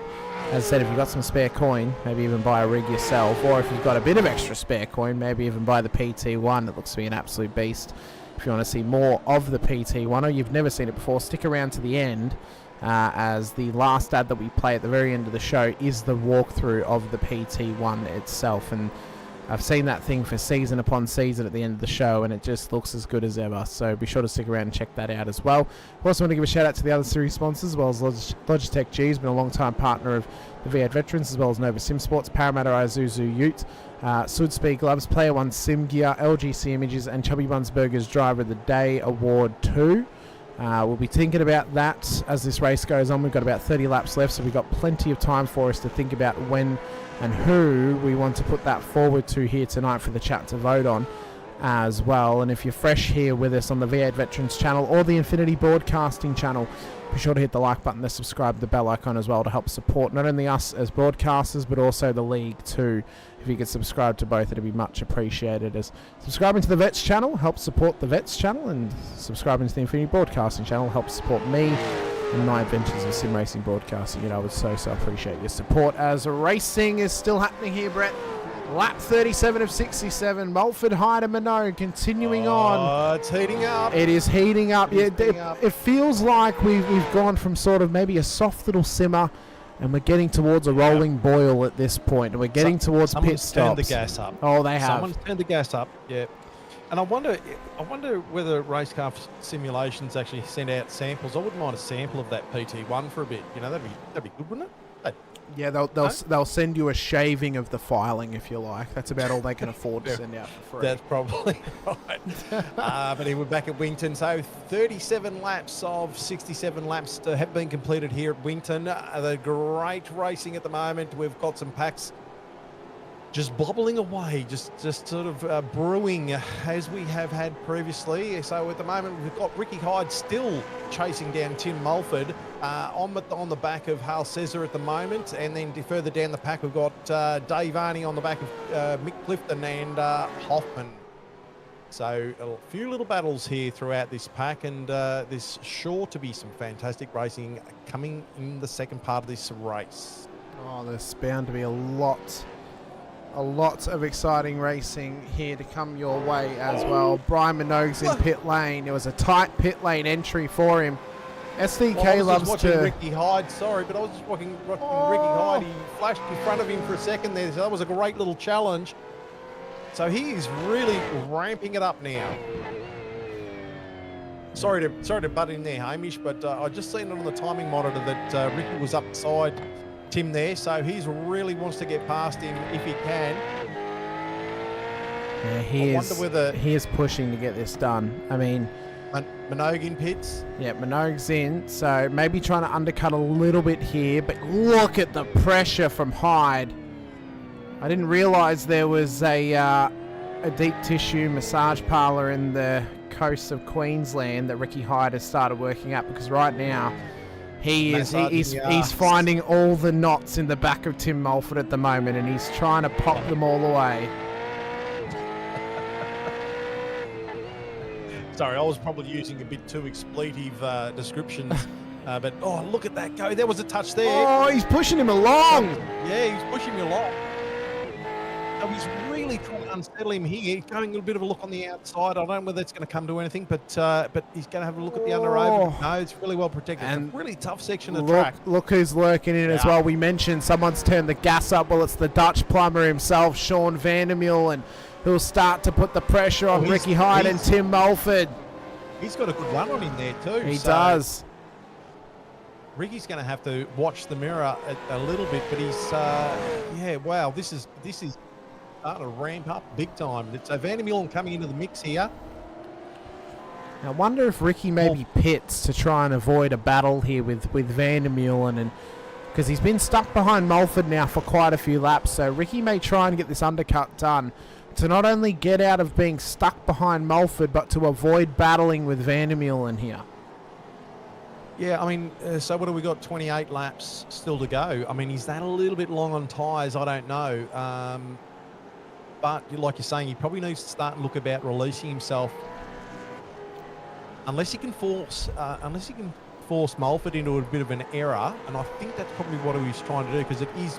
I mean, they've been lapping lap after lap, nose to tail like this, so you know, like it's got to be taking some toll on the car. I mean, think about how hot and worn the tyres on both, not only Ricky's car is for having to attack, but the tyres on Mulford's car to defend. He's straight in. There we go. Yeah, there we go. Yeah. So he's decided to release. Yeah. So Burns and Tiger on the back of Blanchard now closing up as well. And we've got myself on the back of Caesar and Haynes. As well as Brian Minogue on the back of Matt Muggleton as well. So some of these battles are really starting to form for us now. Ricky Hyde is just got it into the pit box. As Rick Viger is into pit lane, although he's taken it off track on the entry, so he's running a bit deep. We'll see where Ricky ends up, because we want to compare him to Brian Minogue. So where's Minogue at the moment? There he is there. I'll keep an eye on his pit. He's coming out now. This is going to be close. This is going to be close with Ricky Hyde. Actually, it's not even that close. He's at the very end.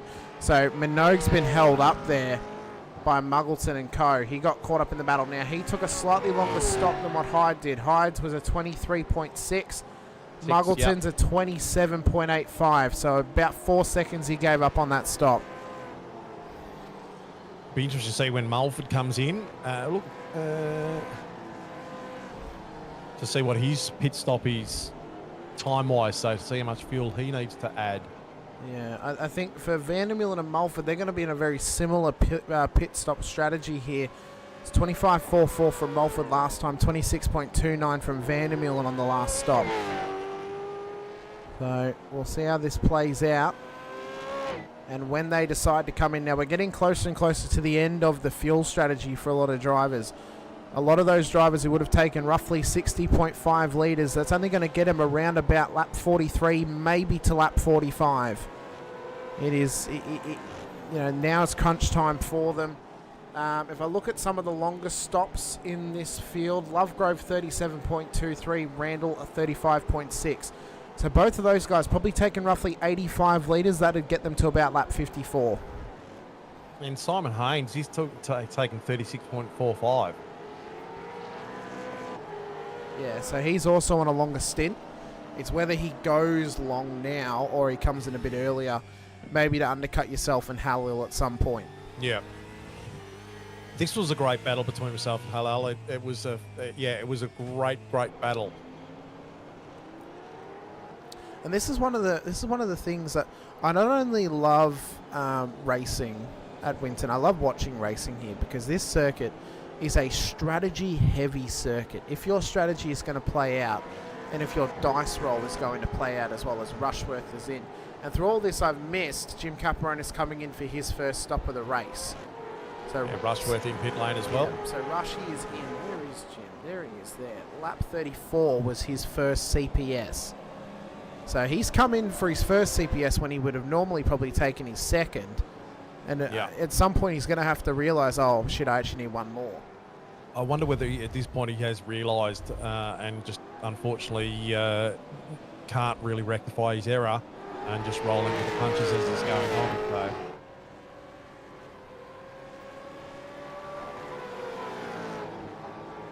So Rushworth in. We'll see how this pans out for him throughout. Lovegrove's also into pit lane. So an early stop for Lovegrove. He could have gone long, but he's opted to come in early. Interesting call from him.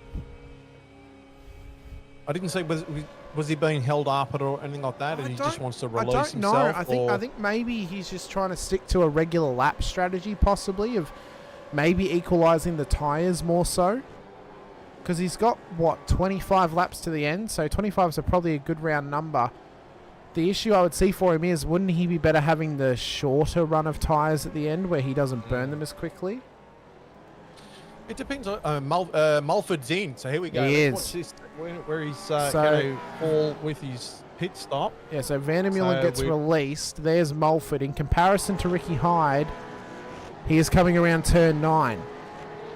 So this is going to be a big send from Ricky Hyde to get it past Tim Mulford. If Mulford comes out ahead of him, he is going to be kicking himself. Yeah. 10 seconds. I'd answer the question for you, Dane.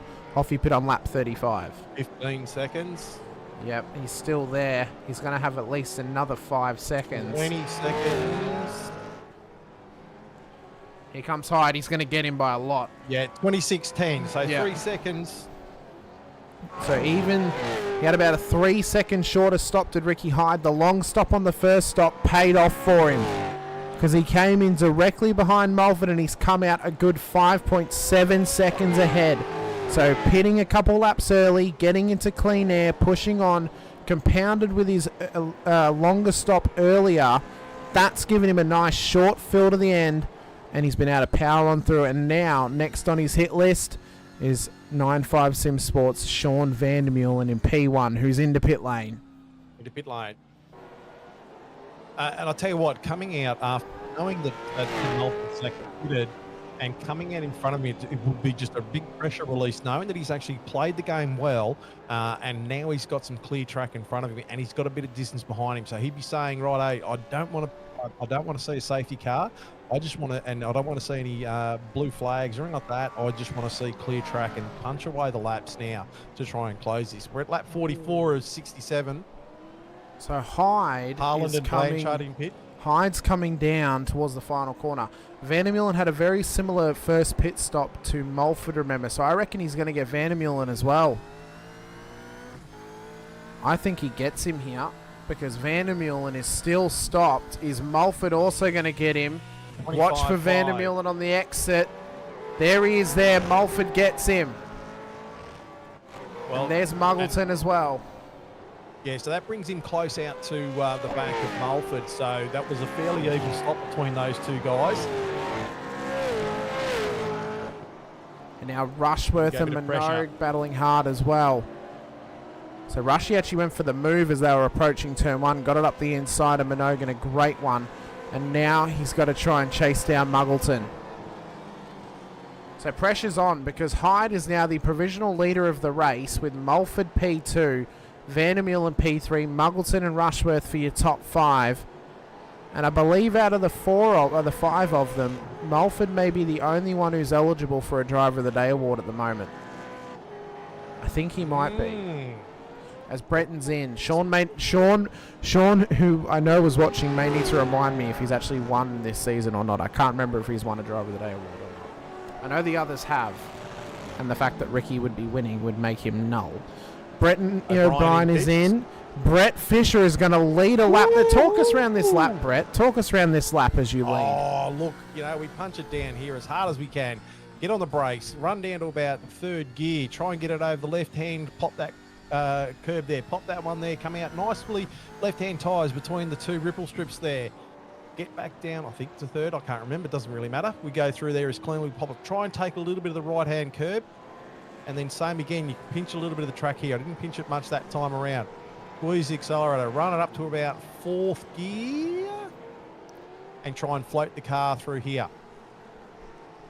Hop that curb, try and hop this curb a little bit, and then down hard on the brakes, down 2 gears to 2nd gear.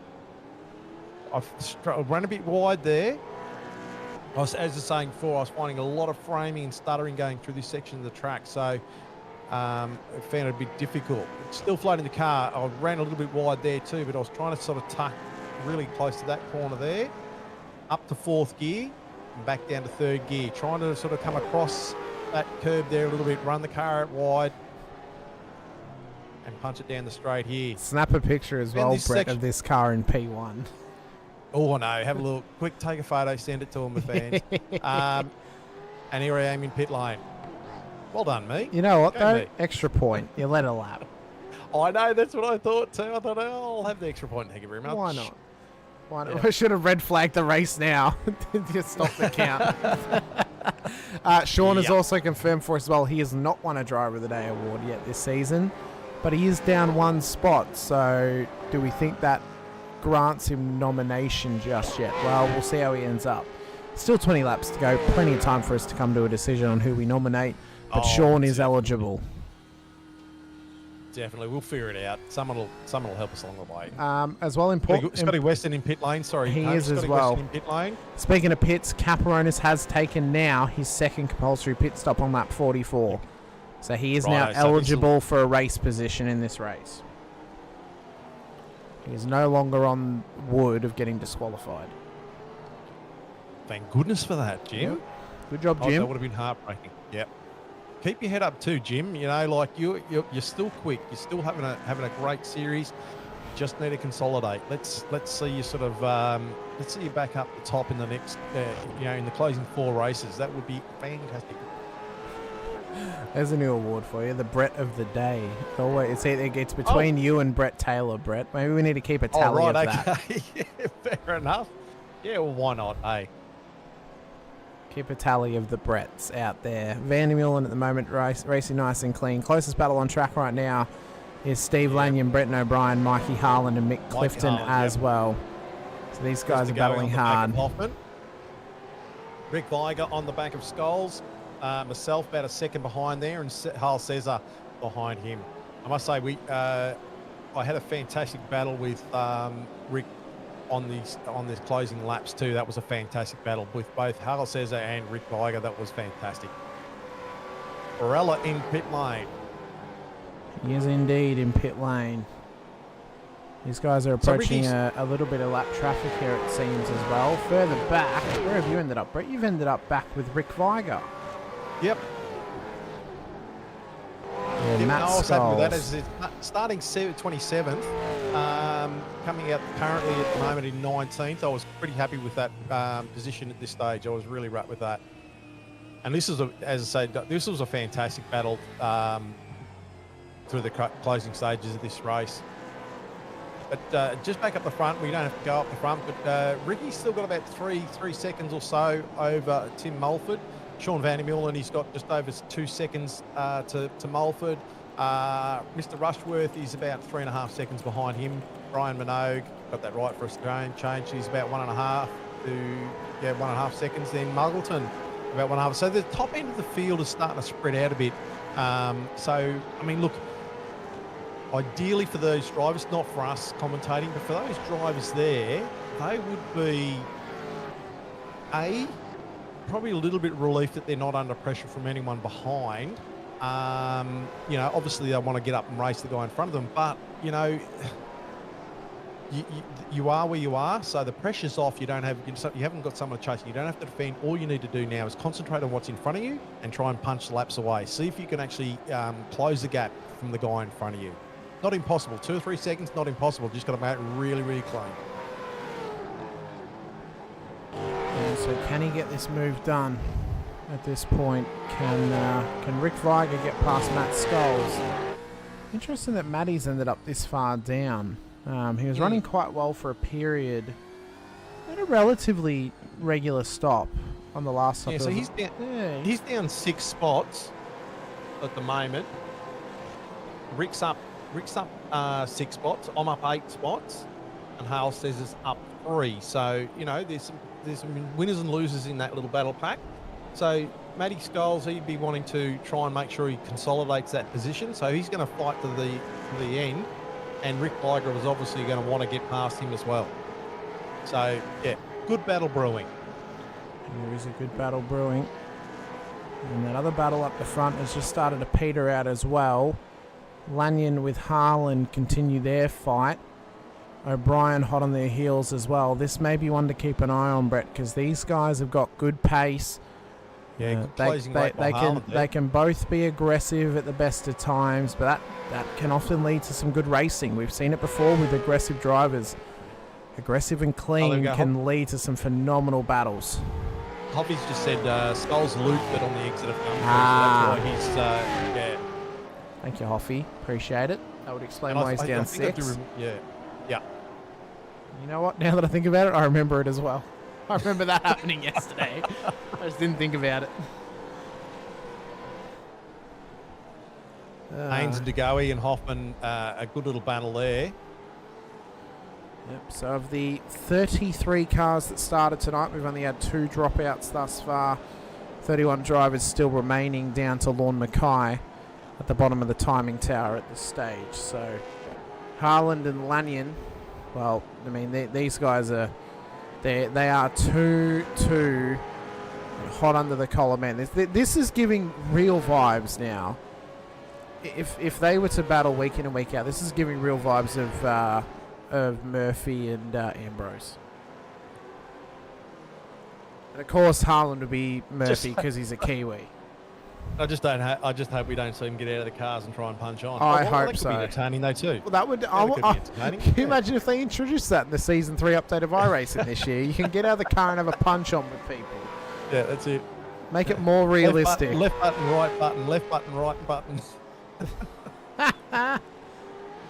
I'd say you lick the stamps, Mikey, but again, you've got to be calculated. You've got to figure out the exact margins of where you place the stamps on the letter. There's no point licking it and then just flicking it. You've got to, especially with this track, you've really got to be calculated and try and figure out when the best opportunity is, and watch how the driver ahead of you is approaching and attacking these corners as well. I'll be just saying that his tyres will be beginning to die. Well, I suppose that's the risky game you play coming in on lap 35. Trying to go 30 laps on a set of tyres at Winton is it's no easy feat. It is a tough task, I must say.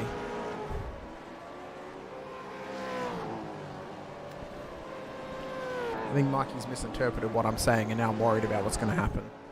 Oh well, you say it, you spray it. Well, I said you put it out in the world. I said it. don't do it, and he hasn't heard the words "don't do it." Apparently, I think he's just heard the words "lick it" and "flick it." So yeah, selective hearing. Selective hearing. Yeah. O'Brien wants to pick up some pieces for sure. He's trying to fight his way forward. Honestly, I think for me personally, Brenton and Tim Mulford are my front runners at the moment. They are driving a spectacular race thus far. This is the best race we've seen from Tim all season. And Brenton is just lurking so well. If he can get this car inside the top 10, he could be on for something special. Other battle packs, Hoffman is under pressure from DeGoey and Haynes, and that has been going off the last few laps as well. So that's a fairly contested sort of little pack there as well.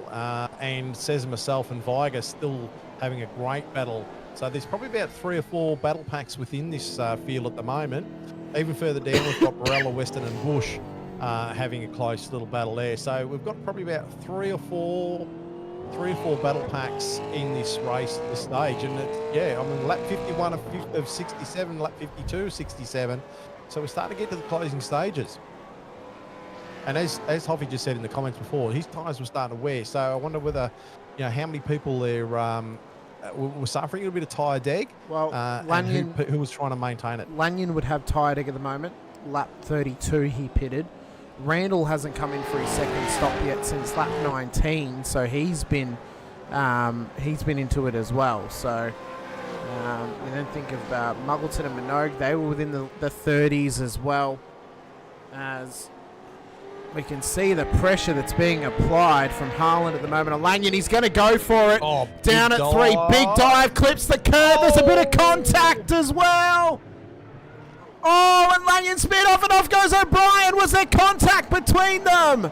Down at 3 and 4. He went for the lunge, got the curb, and it just unsettled it and caused the contact, unfortunately. A tough pill to swallow, and unfortunately, I think based on, I don't know, that's such a tough call. RC's going to be looking at it, but there may be an asterisk now on Mikey Harland in P10, because you'd have to wonder that would have been called in for sure, whether it was by Lanyon or by O'Brien. And that's compressed the field again too. It has. So people are going to be, a bit edgy knowing the car's probably got a couple of hot tyres here and there, so they're going to be looking for mistakes and trying to capitalise on those as they come out of turns. So the next couple of laps until they sort of get themselves settled down again, that'll be something that I'd be looking for. He tried to go for it, and I think just unfortunately that we kind of saw how the car reacted there, Brett. It bounced off the curb, and if he hadn't bounced off the curb, he likely would have actually made it around the corner. So I think, unfortunately, because it's gone off that curb, we've seen that incident before. It may not look favourably to him, but we'll see. We'll see.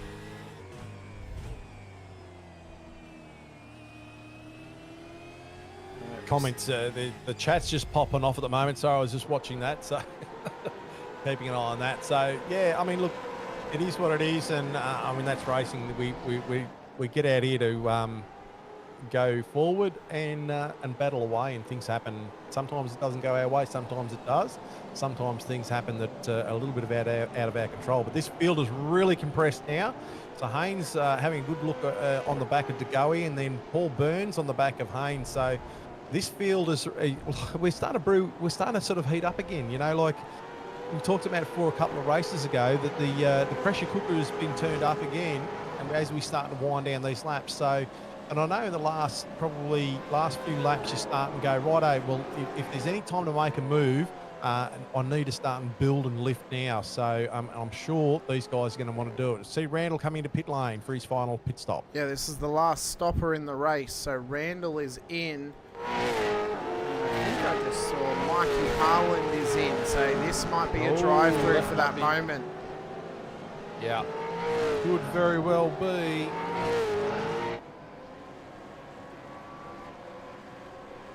Just looking through, it was actually a penalty. Yeah. So I'm just looking at a cheat sheet. So he has copped a penalty for that incident. Yeah. So he'd be spitting chips.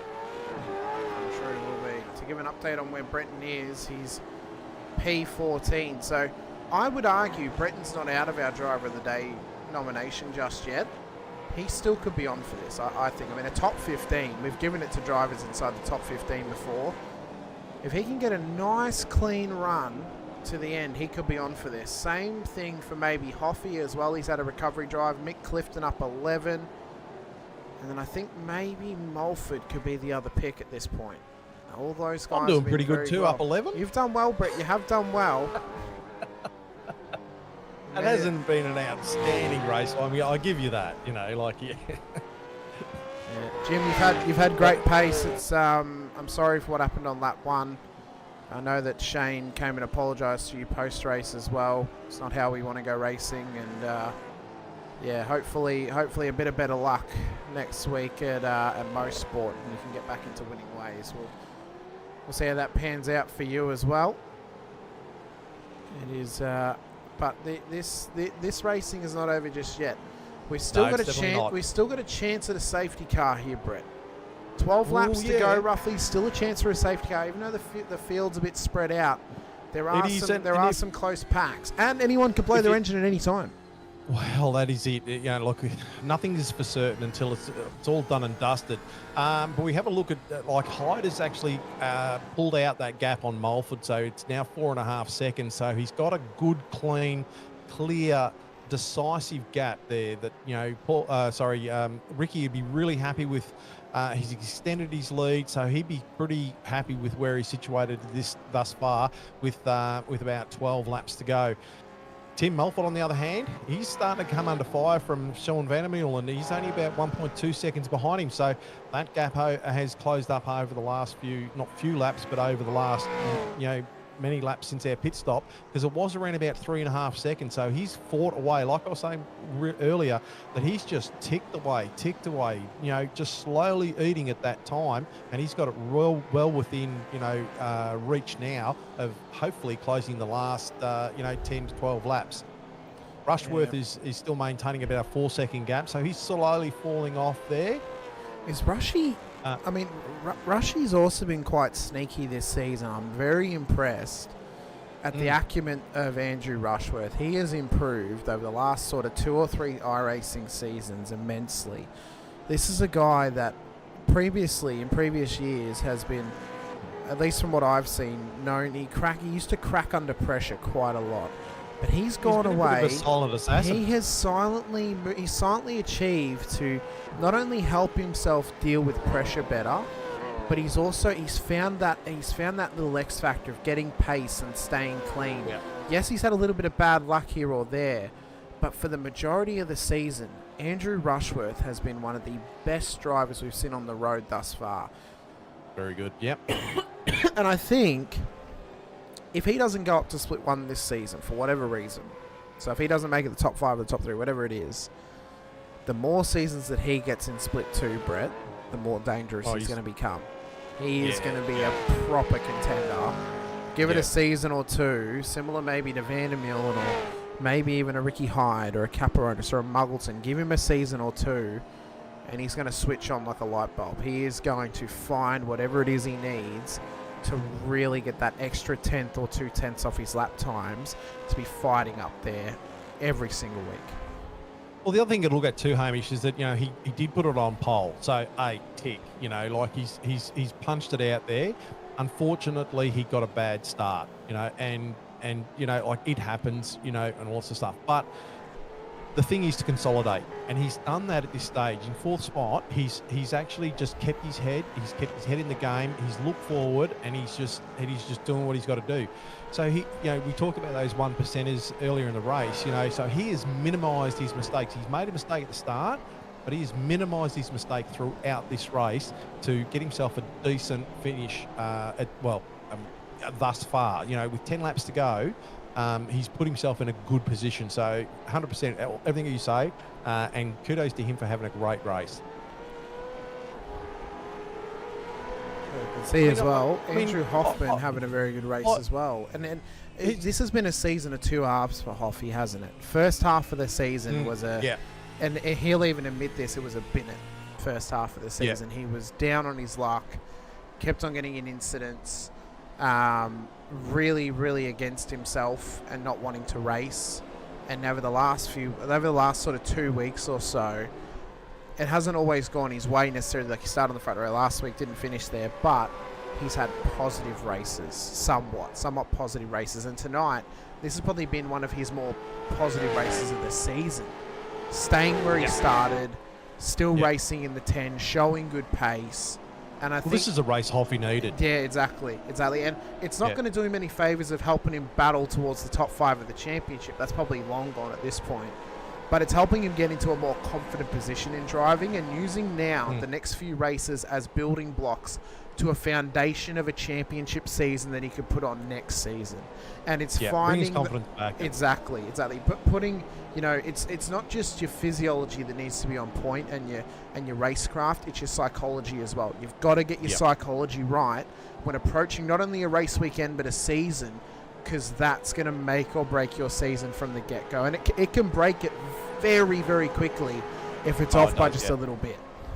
Yeah, and look, he's still under pressure here from DeGoey and Haynes, you know, and Burns not that far behind. So he'll be sort of wanting to. He'll be knowing that I'm in a good position at this stage. I want to just finish this race. I'm happy with it thus far. Let's get through to the end of the race. But also knowing the fact that he's got that pressure coming from behind. So, you know, it's got to be a good confidence booster for him. The other thing I was going to say, Rushworth, has he had a driver of the day? Yeah, he won it last week. He won it last week. Oh, he did too, didn't he? Yeah, that's right. That's how short my memory is. Because I was going to say, yeah, unfortunately he has won it because I would even, you know, opposed to, even though he has gone backwards, but like I said before, because he's actually sustained himself and really just gathered himself, I'd even almost, you know, give him a good driver of the day as well. But, you know, it's probably not justified, but, you know, just the way I think. Bit weird. So if we look within the top 10 drivers we can nominate, Mulford, Vandermeulen, Clifton, Hoffman, Haynes, I think are the only 5. I think the others are either winning the race or they've won driver of the day. I think Matt's won it this season. I'm pretty sure Matt's won it this season. Outside of the 10, the drivers I'm looking at the moment is probably Brett and O'Brien. Maybe yourself, Brett, if you get into the top 15. Paul Burns has had a good amount of positions gained, but I would normally expect him to race around here. I just think he maybe wasn't up to qualifying pace tonight. So that might be maybe a little bit of a scratch against that name possibly, but there's a lot of names in it that we can put forward in a couple of laps time. But I think for me personally, my front running 4 is probably Mulford, Clifton, Hoffman and O'Brien. They're probably my front running 4 at the moment. Yep, 100%. So they are all turning it on at this point of the race, and Hoffy is feeling the pressure from De Goey, Simon Haynes, Paul Burns and Steve Lanyon. This is the battle for P8, but a couple of top 10 spots on the line. Burns would hope to sneak his way in, as would Steve Lanyon as well, who's a bit further back. They've got Lorne Mackay a lap down on them at the back end of the battle. He's separating Paul Burns and Steve Lanyon at the moment. As we continue to run our way forward. Yeah, lap 50 of 57, so starting to get down to the pointy end now. There's probably only around about 2 or 3 battle packs going at the moment. Other than that, the field is starting to spread out. Van der Meulen is now closed within a second to Milford. So is he going to start and challenge him for second place? That'd be interesting. Ricky Hyde has managed to push that out to about 5.5 seconds now. So he's well and truly in control of this race at this stage. So that's the gap between Mulford and Van der Meulen. Big championship implications tonight for Van der Meulen, as well as Hyde, as where he is, and for Caperonis back in P20. Currently... Oh, a bit of fuel saving. Bit of fuel saving from Mulford. He's having to save some fuel. Currently, on the road to the end of this round, if Caperonis finishes around where he is and Hyde wins the race, for the first time this season, Ricky Hyde will lead the championship and get the orange number next to his name. It has changed one time before. Well, technically twice, but it's changed one time before from Jim Caperonis to Trent Allen. Saving. It's a massive fuel save from Mulford. Massive fuel save. Wow. For him to start, like we've got 6 laps to go. So it must be really line ball there for Mulford. So he's going to come under big pressure from Van der Meulen here shortly. I wonder whether can we go on to Van der Meulen's car and see if he's doing any fuel saving? Well, I was going to say, if Mulford holds him off whilst fuel saving, this is now putting Tim's stock right up. Like, honestly, this isn't it. It's making the P2 even more impressive, because Tim, he may even be able to admit this as well, at least from what we've seen this season, he's been getting in some messy incidents, unfortunately. And I've seen better from Tim. And tonight, this is the Mulford that I expected when I saw that he signed up for Vets. This is the kind of performance I expected from Tim Mulford. And this is what I want to see from Tim Mulford for the rest of the season, because this guy, genuinely, if he can put a full season together like this, I have no doubts he could win Split 2. No doubts at all in my mind. He has got the ability. He's got a strong team around him in Phoenix Racing Team. Not many of them are old enough to join the Vets. I think Tim and Steve Vella may be the only ones who are actually eligible. Tim can correct me on that or not in the chat. But, I mean, the youngest member of their team is Rehan Leonage, to give you the sort of prowess that's in that team. So they are a strong team with up-and-coming drivers like Jack Andrews and Will Brown. They've got, Rehan, who does the driver training and setups, at only 15 or 16 years old. And then Laz, the data master, the data magician in the background, fronting up this team. So for Tim, he's got the pressure on his shoulders of being one of their representatives in a league that not many of them can actually race in. And I cannot hear Sean Van der Meulen fuel saving at this stage as well. No, I was trying to keep a keen eye. What an idiot. A keen ear out for whether he's fuel saving or not, but no, I did not hear any fuel saving. I thought I probably heard maybe a couple of short shifts and things like that, but definitely no fuel saving. So, I mean, he might be doing his fuel saving in his own little way, but nowhere near to the extremes of Tim Mulford. So, Mulford really doing a great job holding him out there. So, maybe what he's trying to do is just get his fuel numbers into a position where he can then just push forward without any worries. And he's just been proactive in trying to get that to a number where he needs to be. So we see behind Hoffman still Reese De Goey and Haynes and Burns still having a challenge there. So Hoffman still managed to hold the guys out there. So he's doing a great job. Rick Viger up onto the back of Brenton O'Brien and myself, and Hale Cesar not that far behind him, and Brett Taylor. Also very close to Cesar, with spoils in there as well. So there's two and three very defined battle packs going on at the moment. But way out in front, old Hyde, 6.5 seconds. So he's punching away. Obviously, because Mulford double. Obviously, that was interesting. I must have had a brain seizure. But obviously, because that fuel saving is hurting him there. Van der Meulen 0.3 of a second behind Mulford now. So, yeah, Van der Meulen will be really looking to sort of try and do something, but it's such a hard track to pass on. It's a very, very hard track to pass on as well.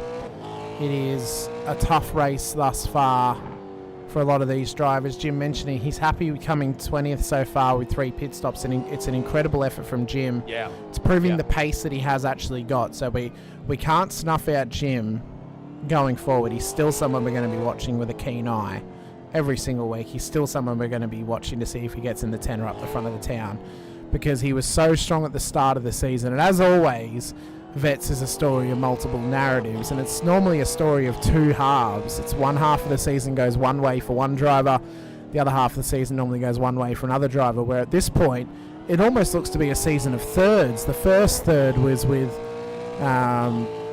Caperonis. The second third was really the Muggleton Van der Meulen show, and then now as we're sort of getting into the final chapter of season 23, is this now going to be the Ricky Hyde and Tim Mulford show? Are these guys now up there? Is it a Rushworth narrative that we're looking at? Is it a Minogue who's been tickling his way forward all season? Is it now time for Bretton O'Brien to sort of sniff at those podiums and those race wins as well? Is it the resurgence of Hoffy that could flip everything on its head and put a massive spanner in the works? Van der Meulen wanted to dive on Mulford, but he wasn't close enough to get it alongside. And the narratives will all be on display right here on the V8 Veterans and Infinity Broadcasting channels. And even though it's been a race of attrition and a race of strategy tonight, it hasn't been a safety car fest or a fest of... oh my God.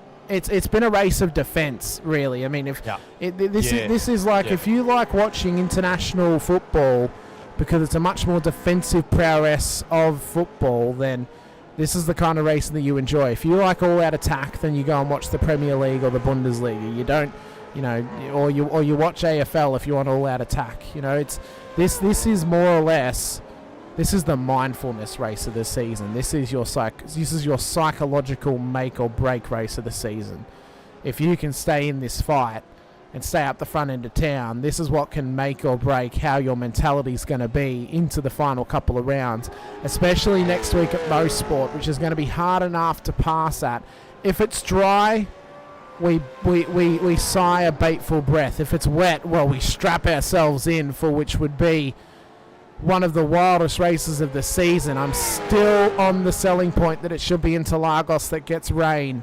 But if it's Mosport, which lurks with possible clouds in the skies, well, you better bring your umbrella and you better bring your boat, because you may need it to get it out of the infield, as Van der Meulen is hot on the heels of Mulford. He's still not done here. And Ricky Hyde is obviously giving this field an absolute hiding at this stage, and showing that he's in force. I mean, he's made some good decisions. He's obviously put the car well out in front. I mean, Mulford's obviously fuel saving, but I mean, that just goes to show that Mulford had to put a strategy in place to try and, get him somewhere. But Hyde's just dominated this second half of this race hugely. And so he's done really well. Van der Meulen's still chasing him down, so don't discount him for the last couple of laps here. Another shout out I want to give to Simon Haynes, coming off a bit of a break. He's done well to get up into the top 10 at this stage, and he is up 10 spots. So that's nothing to be snoozed at as well. That is an incredible effort from Simon. White flag lap for the race leader, Ricky Hyde, at the moment. He leads the way in this race, and he'll continue to push forward as Mulford has continued to be under pressure from Van der Meulen, who's dropped off the back of him just a little bit. So we'll see what sort of pressure is now going to be applied all throughout the rest of this race. There's not long to go for these drivers to continue this push. Someone asked if we could check for the 2 drops, well, funnily enough, I can do that right now. So if you bear with me, I'm doing a quick little Google Sheet thing for the top 15, just so I can at least read out the points of where everyone would sit. But, I mean, what a race it's been. And what a race it's been for Ricky Hyde. What a race it has been for a lot of these drivers in the field. For Mulford and Van der Meulen and the prowess that they've shown all throughout this race and the patience that they've shown as well. Van der Meulen is hot on the heels of Mulford, but we'll have to go back to that battle in a moment as we enter the final couple of corners now. For Ricky Hyde, it'll be his first win of the season and the first win for 801 Sim Sports of season 23 as Ricky Hyde is the master, the wizard of Winton, as he masters the strategy call. Mulford just survives ahead of Van der Meulen on the podium. Rushworth home in an impressive P4, and Brian Minogue up 5 will make up the top 5 here this evening in an incredible effort. Muggleton home in P6. Clifton up 11 spots into P7 in one of the more impressive drives we have seen from him all season. It has been... Hoffy's managed to actually keep the others at bay too to finish in 8th spot at the moment. DeGoey in 9th, Simon Haynes in 10th. So that was a great finish from Simon Haynes. Paul Burns in 11th, Lanyard in 12th, Blanchard in 13th, O'Brien in 14th, Vigor in 15th, myself in 16th, Cesar in 17th, Brett Taylor in 18th. So I'm clearly the better Brett at this race. Matt Stoyles 19th, and Jim Caperonis will lose the lead of the championship in P20 at this stage. Unofficially for double drop rounds. These are unofficial because all I've done is just take the 2 worst rounds of drivers. So very unofficial, very unofficial at this stage. Very, but it gives us very a unofficial. bit of an oversight, bit of an overlook, and see what's going on, so we can sort of prepare our appetites for the closing stages of this series. Oh, hang on, I missed someone. I didn't take 2 rounds off somebody. Oh, it was Jim. Okay, hang on. Oh. Oh, so fantastic run here tonight at Winton. It was a great race. A lot of people, there was a few sad faces here and there, but overall, no safety cars, so we all got through unscathed. And it was a good race. I mean, there was a lot of battle packs up and down the field. There was some great racing. I mean, I'm sure that for those people who were in the server and on the racetrack, you'll all have your own stories on how everything proceeded to sort of fall out. I don't know what I'm trying to say there, but some of the people had a great race, and there was some great battling all the way up and down the field. So we'll get some B-roll happening for you, and then we'll have a quick chat about some things in this race as well. Let's find someone good to select. Yeah, that'll do. Good enough. There we go. All right. Okay, so some of the things we can break down. So first of all, we have to put our Driver of the Day nominations forward. We only want to see these 4 names in the chat. I don't want to see anyone else. Only these guys. And whilst you guys nominate, we're going to quickly talk about championship standings unofficially after 2 drop rounds. And then we'll chat about, or chat to the podium finishers if they come to have a chat to us as well. Okay.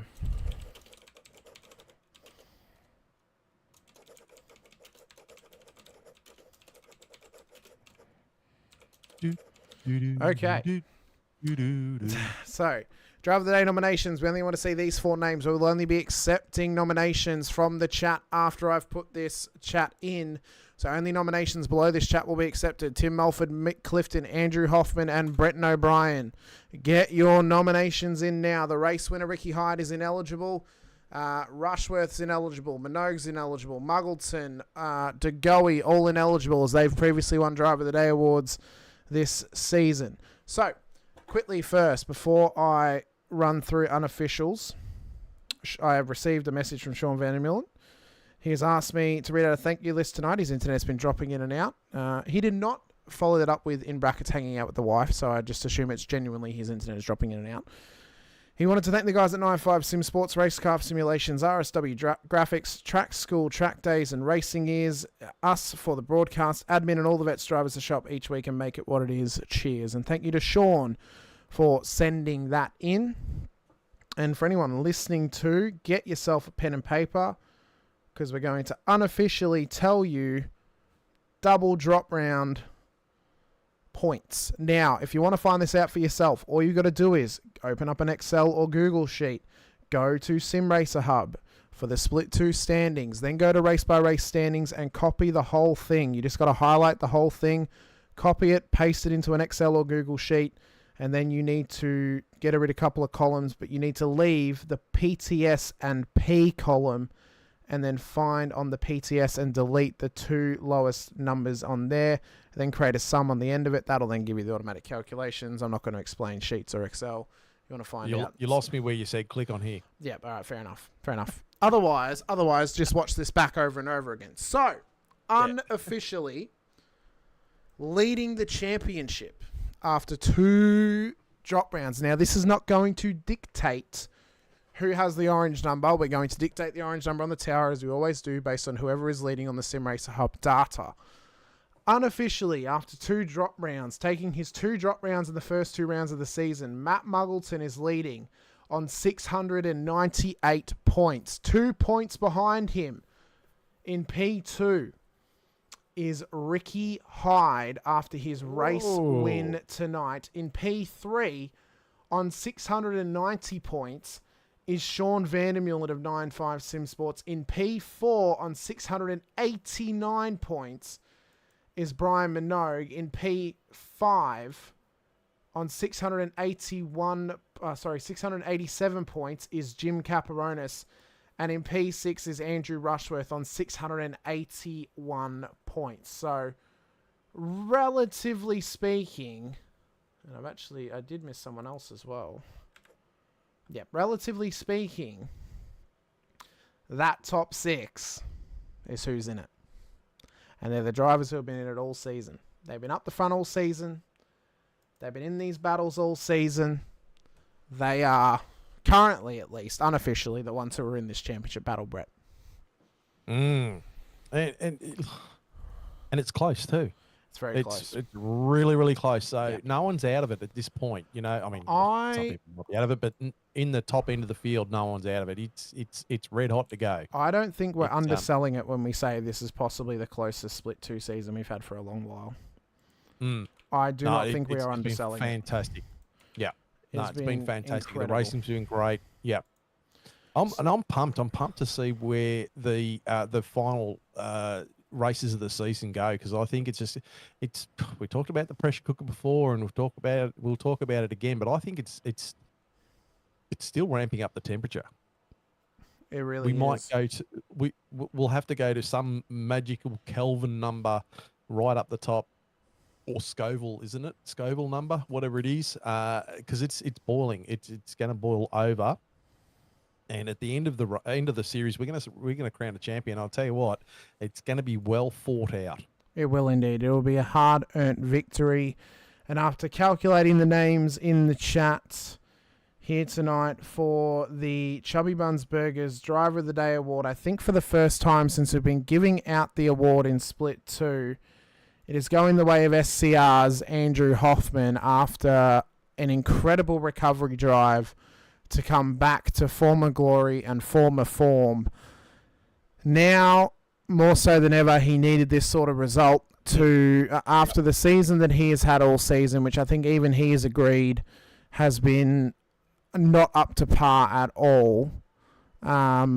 He gets this well deserved. In fact, he's joined the green room to have a chat to us. So we'll have a quick chat to Hoffy. Congrats, Hoffy. Driver of the Day Award tonight, down 1 spot, but stayed in the top 10. And as we were saying, a real turnaround race for you after what has been quite a disappointing season thus far for yourself. Yeah, cheers. I would have picked Mulford myself for Driver of the Day, but thank everyone for voting for me. Yeah, Mikey's been testing with us, and it's just brought an extra level in, and a lot of the duties in the team have been shared around, so it's allowed me to concentrate on driving more rather than coaching. Starting a team, running a team, organising everything is a big responsibility, and yeah, shout out to the team for helping me turn it around, and still got a fair way to go yet. But It ain't a small cake, is it? It's a full bakery to start up a team and get it running nice and smooth. It's one where it takes not only dedication from yourself but from your drivers as well, and everyone pulling up their weight as they go along. Yeah, in my case, I burnt that cake to smithereens. So yeah, no, thanks for that. Oh, mate, it's been a great drive from you tonight. Hopefully this is signs of going upwards and onwards throughout the rest of this season. As you mentioned, this is now more or less a laying of the bricks type of season for you to set up some foundations for season 24. Hopefully you continue to get some solid runs inside of the top 10, and you can come back into Split 2 next season where maybe you can challenge for some podiums again, or at the least maybe even some top 5s. Yeah. Oh, well, Most Sport's my favourite track in the whole sim. I've had a lot of success there. So with the improving I'm doing now, I'm hoping for at least a top 5 there. These guys are so fast, and it takes so much effort to sort of even get near them. It's a real credit to them. It may be your favourite track, Hoffy, but if they spray it with water, I feel it may become your least favourite track. Yeah, I've done testing in the rain, so yeah, no, it's all good. All right, mate. Well, thanks for coming over to quick chat to us. Congratulations on the Driver of the Day award. Best of luck next week at Most Sport. We look forward to seeing how you go and how the resurgence of Hoff continues throughout the rest of this season. Well done, Hoffy. Yeah, thanks very much, and thanks to everyone in the league. There's so much work that goes into it. I don't think people have a real good idea on the effort that goes in on the background, and yourself and Mr. Fisher as well. There's a lot that goes into it, and I want to thank you. No worries, Hoffy. Thank you so much for not only joining us here tonight, but also watching every week. Thanks to Dane as well. I'm sure all of Ukraine is now lit up with fireworks that their vet's hero of Andrew Hoffman has finally gotten something out of his racing, and hopefully it can continue to be more of a push forward for yourself and for those guys for what they're doing and what you're doing here in Vets, and it can all come together in a positive end for everyone involved. So yeah, congratulations. As I said, best of luck next week. We'll see how you go, and hopefully, as I said, you keep it out of trouble and you keep driving the car forward. Yeah, thanks. Oh yeah, speaking of Dane, big shout out to Dane, and the crew's there is injured at the moment, so he's in hospital. But yeah, he'll get back to it. He don't want to give up, and don't forget he's doing it for the rest of us. That's it, mate. That's it. All right. Well, thanks so much, Hoffy. Really appreciate it. Andrew Hoffman, our Driver of the Day winner this week, ladies and gentlemen. One of the oldest souls in the Vets in terms of how many races he's done and how long he's been around the clock with the Vets. But Brett, I mean, what a drive from our race winner, Ricky Hyde. His first win of the season. He cracks the orange number next to his name. It is now official. He is the championship leader. And we'll run that orange number next to his name next week when we head up towards Canada in Canadian Tire Motorsport Park. How good is it to get another winner? I know. It feels so good. Another fresh winner. Yes. How good is that? Screw you, Matt Muggleton, getting 2 wins this season. Let us have 10 different winners, please. Yeah. I joke, of course. I kid. No, but that's fantastic. There's a testament to the split and how well the guys have put the split together. And like we talked about before, 27 cars within a second, the whole field within 1.6 seconds. Yeah. And why wouldn't you be pumped to see where the rest of this series is going, because another new winner, and like what are we going to see in the closing stages? Like we've got to just throw your hat up the air and see where it all lands, because it's on. It's going to start and heat up. Jim's just saying in the chat before, the gloves are off, the elbows are out, So he's not going to want to let this championship go either. I mean, in that call there where you redid the numbers, like Jim was down fifth, on that list, if I'm correct. So he's going to want to sort of, put his head down, bum up, and get the car happening and pointing in the right direction and moving forward in the next few races. So it'll be great to see where he goes and the rest of these guys too. So we're in for a treat. We're in for a real treat. Yeah, I've received a message as well from Ricky Hyde. He's up at Harvey Bay at the moment in Queensland, so he can't join us to have a chat. But what he can do is he's sent a message through. He's mentioned everyone's tough competitors. The top 20 all have their day in the sun. Thanks to RC management and volunteers for their tireless efforts. It's always appreciated. Love the broadcast team. He said he'll watch when he's back in Brizzy, representative of Split 2. So thanks so much, Ricky, for sending us a message. Appreciate you when you do watch along. Appreciate you watching along. Congratulations on that race win as well. But after all that, we come to an end this evening after what was an incredible race out at Winton here this evening, ladies and gentlemen. Next week, we go racing to Canadian Tire Motorsport Park, and I think I've actually selected the wrong one. No, I haven't. I'll just roll with it. No, I picked the right one. I actually did pick the right one. No, what's funny is I do obviously my Porsche Cup broadcast on the Monday, and we have Road Atlanta coming up this week. And what did I do for the B-roll? I picked Road America as the preview for the B-roll. So I'm like, oh well, that's great. But massive appreciations to you once again, Brett, for being along for the ride. It's been a great season thus far with you in the booth pleasure. with me, and I so appreciate it. I'm looking forward to the rest of this season with you and to seasons in future as well. If you're happy to stick around, it's been an absolute pleasure. Big shout out as well to all the series sponsors once again. Racecraft Simulations, the title sponsors. The address once again that you can go visit if you're in the WA area, 16 Gregan Road, Perth Airport. Go chat with John and the team. They'll get you sorted out with a rig, or maybe even test out some of theirs they have on the floor. As well, a Logitech Jeep. Send me PT1. Yes, send us some testers of the PT1s, please. Big shout out to Logitech G, Parramatta SCU, Player One Sim Gear, Nova Sim Sports, Sud Speed Gloves, LCG Images, and Chubby Buns Burgers for the Driver of the Day award. This week it went the way of Andrew Hoffman. Next week it could go to you. But for myself, Hamish Munro, and Brett Fisher alongside. Appreciate your time, appreciate your effort. If you're watching on Infinity Broadcasting, be sure to hit the subscribe button. If you're watching on the V8 Vets channel, be sure to hit the subscribe button as well. And the bell icon on both, and the like button too. It helps support both channels, helps support the series, helps support the broadcasters.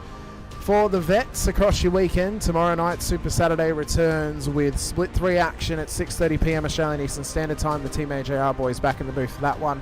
And then your Split 4 action at 9:30 p.m. 9 o'clock p.m. Australian Eastern Standard Time with John Van Ray. And the Chook raffle as well, an adjusted day to help with Mother's Day for that Chook raffle. Maybe you can win yourself a chicken to give to your mum on Sunday. Happy Mother's Day to all the mums out there as well for Infinity Broadcasting Monday night. VRS Virtual Racing School Porsche Cup Series Round 8 action out at Road Atlanta. That race is going to be an absolute blinder. It's a rush race format. If you are confused as to what a rush race is, come and watch along on Monday with myself and James Parfitt in the booth over on the Infinity Broadcasting channel, and you might find something you enjoy of those Porsche Cup cars. But for myself, Hamish Munro Brett Fisher alongside, appreciate your time, appreciate you being here with us once again. We'll see you guys next week for Canadian Tire Motorsport Park. But until then, stay safe, drive hard, and as always, bye for now.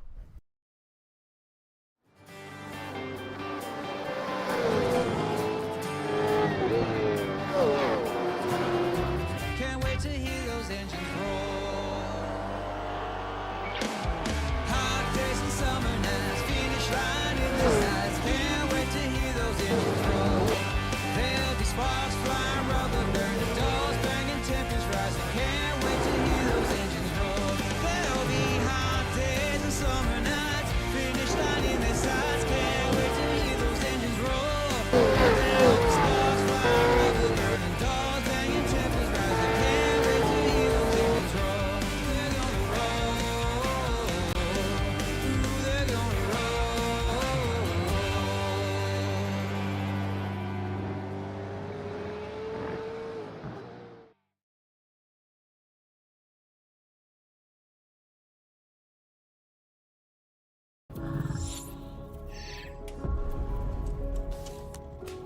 The Racing Series is a new milestone in Logitech G.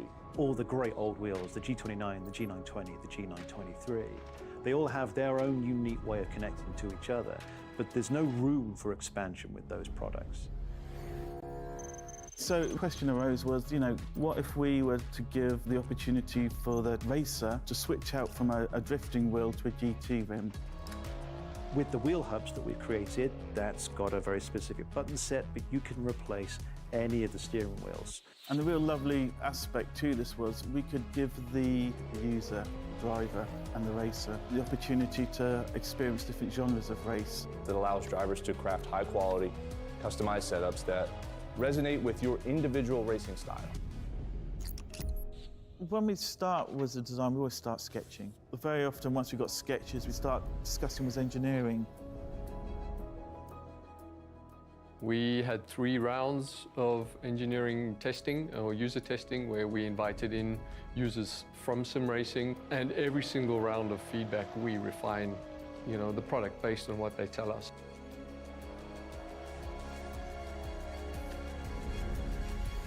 In this sim racing lab, again, we're going to use data to really analyze what a driver needs. We've used everything from eye tracking to the inputs from the pedals, the inputs from the, let's just say, input devices, the wheel and the pedals, the shifter.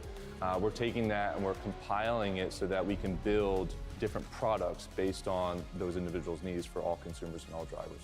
I don't know of anyone else in the industry that's actually doing this kind of research into their products to see how their products are affecting performance of their users. We've built the product to make sure that it's as reliable as possible.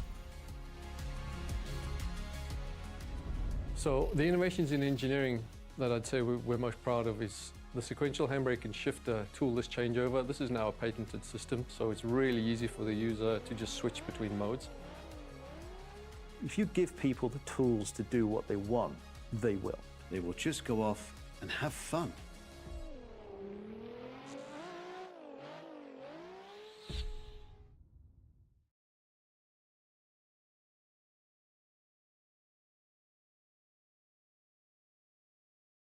Introducing the Rackraft PT1, custom-built full chassis racing simulator.